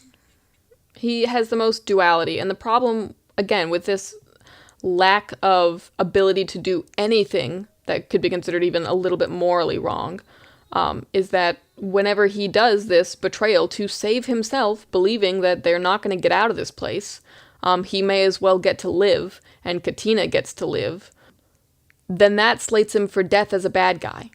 Like, it's not unreasonable for him to have done that and still have been their friend and still have been an okay character because it was life or death and you're trapped underground on a strange planet with a ship that may or may not work. And with evil people who are in charge who clearly already know what you're doing and are intending to stop you.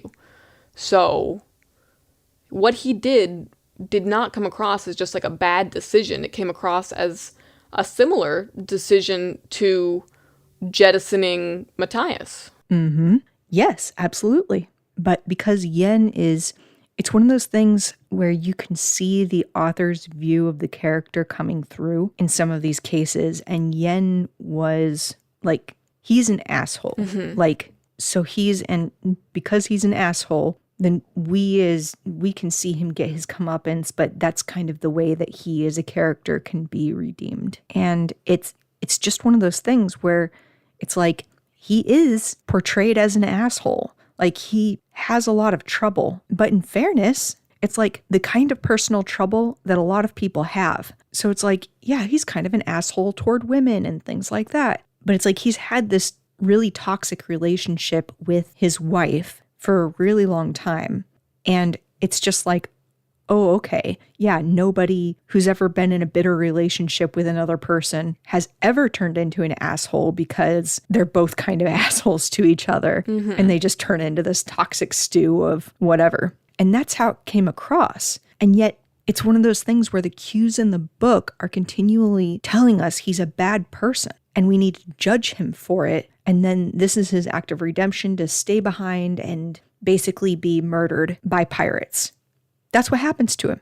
He stayed behind of his own volition and gets murdered by pirates horrifically from what we're led to believe.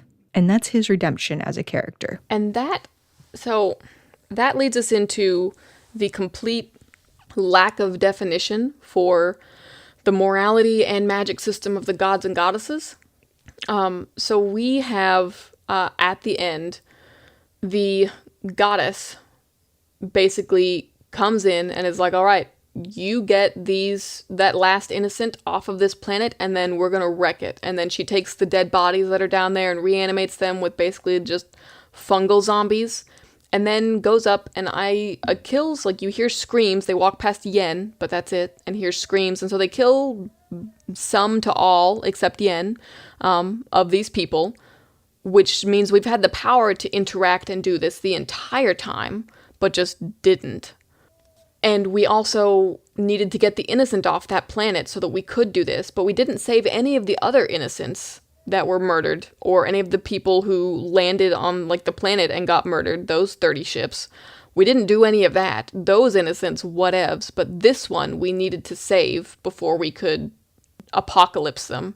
That's not explained why that was fine. It's also not explained why we care so much that we got rid of the evil. It is called evil that was on this planet, but that evil is a-okay in comparison to the fleet of pirates who are known for capturing and killing and brutally murdering whoever they come across to steal things. Those people can inhabit the planet, and that's fine.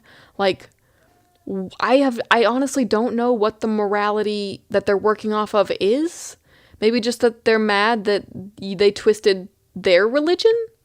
Like, I don't... But again though, this goes back to the framing of the gods, because that kind of thing is going to be fine in a situation where the god is silent or absent and you don't know why God chooses to work in certain ways and yada, yada, yada, right? It's one of those things where if that conceptualization, then it fits within that conceptualization. It does not fit within the conceptualization of these gods exist essentially as people with superpowers in your universe and will directly intervene constantly. To the point that Katina ends up murdering Jaya for reasons. Honestly, she could have stabbed her once or twice and then left, but instead she stabbed her to death.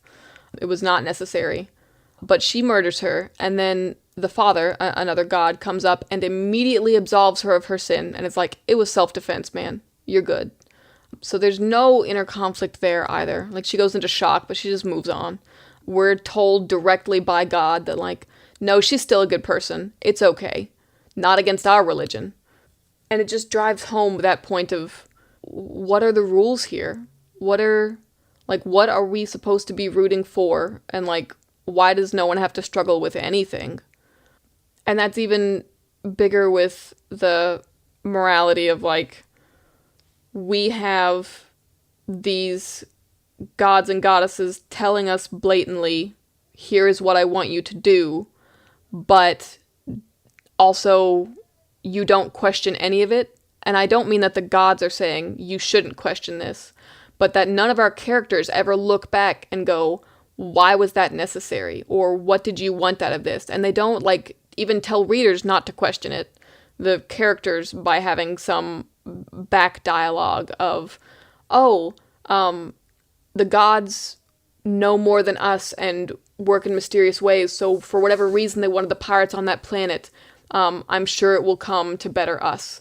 Like, they don't tell us that it's the gods working. They just literally never draw attention to it ever again. Yeah. So our big climax, as we've already kind of discussed, the big climax is the group has decided that Katina is going to go down to the grove and steal some mitrite. And because they were going to break up the mural of Mitriana that was set in their sanctuary. Yeah, in their sanctuary. Chapel. And so she's going to go down to the grove. And so she's going to go down to the grove instead and bring it so that it's not sacrilegious.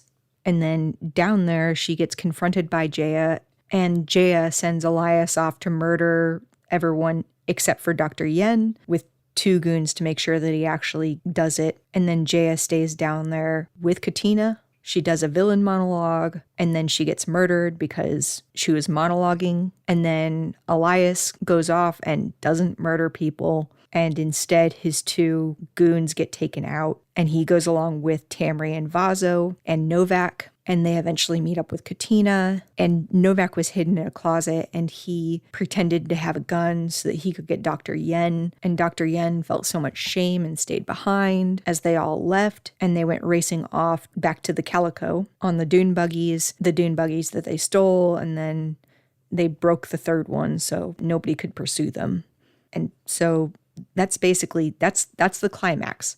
So they go running off, they take off, and as they take off, they just swoop right by these pirates, and they're all like, oh, well, nice thing that they didn't catch us, because if we'd been any later, we would have gotten caught by pirates again. And then they go back to their home planet. And that's the story, essentially. And then once we're home, everybody's kind of hunky-dory, and Katina is growing mitrite now because... Yeah, with her chickens. Yeah, with her chickens. That is honestly that's my number one problem with the book, is her ending. You didn't like the chickens? The reason she wasn't allowed to go be with the chickens, like, her parents got upset that she was raising chickens because it was below her station. The parents are what stood in the way of her being allowed to do this as an adult, as a sister, whatnot. The parents have never been dealt with. They were what's standing in the way, not her having not completed the 3rd test. So we didn't talk with the parents and get them to understand. The church didn't decide to go against the parents. There's no reason why that obstacle should have been removed and she should have been allowed to do this. That's not addressed in the book. Nothing that happens in the book should have let her have that ending. And it felt like just a happy ending for a happy ending's sake, because that's what she wanted. It doesn't follow logically anything that has occurred in these 250 pages. So really quickly though, because that's kind of moving on to our last section. But before we move out of the full book, the question is, did we enjoy it and would we recommend it to others? I mean, I think it's pretty clear we didn't. No, and I wouldn't recommend it either. This is one of those cases where I would probably tell the author to pull it and, restart. And if you're going to work with this in the future, if you want this story, you need to go through developmental editing to start with. Like, go through a whole evaluation of what actually needs to be here plot-wise. You're going to need to figure out if you're going to use third-person omniscient, you really need to hone in on how you're going to handle that and work on this in depth. So I would probably recommend, this is one of those ones where I would just say pull the book and work on it. It needs a full rewrite. Yeah, rewrite it from the beginning. That said, it was a very quick read. That was a positive. And it did have, it had enough stuff going on. I could see someone enjoying it. It's not that I don't think that there isn't anyone out there who could enjoy it. It's just that there's going to be a lot of things that don't make sense. It's not going to have any satisfying character arcs. It's going to be something to entertain for a short time. And there were sections that were entertaining. Like, there were sections where it didn't feel like a chore to keep reading it for me. Yeah. So from that standpoint, that was a positive. Because there are some things where it's just reading it itself is so painful. It's just so there is some promise. And like you said, there's a lot going on in this story that would be really interesting if we expanded upon it. But gave it time to breathe in the right spaces. Yes. And that's just one of those things where it would need a really thorough rewrite, developmental editor down to the basics, and then build everything else up. And you would need to do a ton of character work and all of that to make this work. No, I have been doing my best to, as we're going through it, say how I would edit it. And I think just restructuring it would be a really big one for me. Like, the reveals should have been the setup. And I almost think that if you're going to have 5 characters with serious arcs like this, slim down the location, slim down the plot, and then in order to give them all full arcs, you would probably need to expand the length. Mm-hmm. So yeah, it's just one of those things. That would probably be my recommendation. I did not enjoy it as a story. I didn't really enjoy the writing. It was pretty riddled with errors. There were just some really significant formatting errors where it's like the chapter numbers that were given at the beginning of each chapter. And there was one of them that was just small text, just stuff like that, where it's very noticeable issues that should have been caught if somebody even looked through the book once before they published it. And that's just, I think, fairly unacceptable. Easy to catch. Yes. So, not with a bang, but with in this case, probably a bit of a whimper. Did the ending make sense? Is, I think, the first question that we have. So I've already said no on Katina's route. The obstacle that kept her from doing what she wanted in the beginning as a child, which she still apparently is what she wants to do, it was never dealt with. Her parents are what stopped her, and her parents have not been convinced to let her do what she wants with just being a farmhand. The end, I think, can make sense if you step way, way back, tilt your head and look at the gods specifically. So it seems like it was supposed to be a big picture coming together. So the pirates come in, and we wanted the monopoly on MaT to be broken. And lots of people are living in poverty situations and bad situations because no one can afford MaT because it's so scarce, and it's also what their basically societies are built on running. And so it seems like the reason the pirates were there and the reason they came in to the colony at that point in time was so that the pirates would take over the colony, take over that mitrite store, and in the end they do start negotiating to be a third-party mitrite dealer and break that monopoly, allowing other people. So, like, lives could improve because the mitrite can now be mined. But that's just hinted at because it says the pirates are now talking negotiations. I assume that's why the gods wanted the pirates to come in and do that, but that also means that they have views on, I don't know, the economic structure of the world. Because they could have gotten, like, if they didn't care about breaking the monopoly, then the gods could have gotten just someone who is in the monopoly to find it, and then they would have sent the army. They got the pirates to come here, they being the gods, presumably, because someone early on told the pirates what Novak was going to look for, but Novak later says that at least like around a dozen people were going to different planets to equally look for mitrite stores. So why the pirates zoned in only on Novak when there are a dozen other people doing the exact same thing as Novak on different planets, incredibly unclear. Why they decided that his mission will be the one that is successful. We're going to go do this. Never given a reason for. But if you attribute it all to the gods setting this up and the gods specifically wanting to break the monopoly and give us access to mitrite, then it comes together and makes sense. But like I said, you have to go backwards, like look at it from a distance and extrapolate a ton. Yeah. Although, am I incorrect in this? I thought one of the reasons that faster than light travel was kind of frowned upon by the church was because it was an abuse of mitrite, because it burns it up. I have no idea why faster than light travel is not a good thing, other than it gives us a reason to have tension whenever we do it, and a reason that we didn't plan to do it in the first place. Okay. I didn't get a clear religious reason aside from it's blasphemy. Yeah, and I guess maybe that was me filling it in. The only reason that I can see that would make sense is because you're burning mitrite for it, and mitrite is supposedly this very holy thing. So then it doesn't feel like, if that's the case, it's treated that way. So then abusing mitrite and basically hollowing out this planet for mitrite wouldn't really make sense in that grand scheme as you're outlining it, if that's what the gods are trying to do, because essentially what they're saying is abuse our holy thing here. So from the gods' perspective, that doesn't really feel like a win. So I don't think that mitrite is a thing of the gods any more than fossil fuels are a thing of the gods. I feel like mitrite is just a resource that they use that they have not been replenishing for reasons. And the gods just don't like faster than light travel because it's just like more than humans are supposed to do. Like that's farther reaching is what I got. Nothing in the church or the doctrine that we were given that I saw gave any indication that they actually care about mitrite in particular as much as just don't waste your resources. Kind of.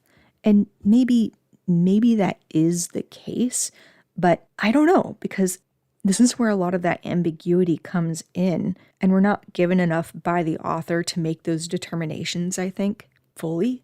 Because, first of all, mitrite is used in, like, the church decor and things like that, because it is considered linked to the god in some way. So that is clearly outlined in different parts of the book. So, but that's done by the cult, who is completely interpreting the will of the gods to their own benefit, and they're saying we have to protect this so that we save the resources. Because it's not done in other chapels. Yeah, but I don't know that we have the context to say that. I think we do, because of how surprised Katina was that when she looked up it was mitrite. I thought that was just because of the volume of mitrite. Because it was so much, and she was like, whoa, like how in the world could they have that much mitrite? See, I took it as most chapels aren't like this. I see. Because they made their religion on this cult planet basically revolve around mitrite. Yeah, and that's why I was just kind of like, I don't know that we're given enough context from the outside to know if they are or are not correct in that. Because, like I said, the only context that I had really was, because you're right, Katina was like, wow, this is crazy. But I don't know that she specified if it was because it was just such a crazy amount of mitrite or because, wow, no other church uses mitrite in its decor like this. I don't know if she said why she felt that awe. So one of it is she says ghastly green light emanated from the opaque sconces along the walls. And then later on she points out that the green light isn't coming from the sconces, it's coming from the mitrite. And if this were a common point that mitrite is just in, then you would expect the green light to be in the chapels, and you would also not call it ghastly because it would go along with the connection of this is holy, this is a chapel, this is a church. So I think there are some context clues that would back my version up, but I also don't know if the author meant to put those context clues in, so yours could also be fair. Well, and I kind of took that whenever I read it, because isn't she already drugged at that point? She is currently getting drugged. Yeah, so it's like she's falling into the state of being drugged. So I kind of had it as like the world is starting to look really weird and stuff like that to her. And then second of all, I also took that as a cue for readers to understand that, yeah, there's bad things going on. And it was just kind of this in-your-face sort of thing, that things are creepy and bad. So overall, we're getting at, we need more context. Yes. Yeah, because how you make the ending make sense is you have to have something clear for the readers as far as what the driving force of the story is, and then some kind of resolution to that, or a clear non-resolution for a reason. The end is the roof on the top of a building, and we need a clear foundation and a clear way that we got to that roof. Yes. Yeah, and because of that, the ending made sense in that there was a timeline of events that occurred, and these were the last events that occurred, and it seemed as though they happened chronologically, and it made sense in that way, but it didn't make sense with the overall story. It felt very flat, and I think that leads into the... So would you say that it was a satisfying end? No, it was not a satisfying ending at all. It didn't feel like anybody had a proper character arc. And that's how you make an ending satisfying typically, is you conclude those things that you've been building up, put the roof on the house, and it feels very good. And the character arcs that have been set up throughout the book, we finally get some sort of payoff for those. And in the end, literally nobody had a satisfying conclusion. Dr. Yen was killed, and that didn't feel right. Katina ended up back with the stinking chickens. And that didn't feel right because it felt like her being relegated again to this background nothing that didn't make any sense. Vazo and Tamri get back to their grandkids, but it just didn't feel like a driving force for them. They just went back to their regular lives. Yeah, they just went back to regular life. Everyone except for Elias, who's been taken to an entirely new place, and now he's training to be a brother. Yes. And that's just telling us where he ended up. It's not really anything to do with him having an arc. Yeah.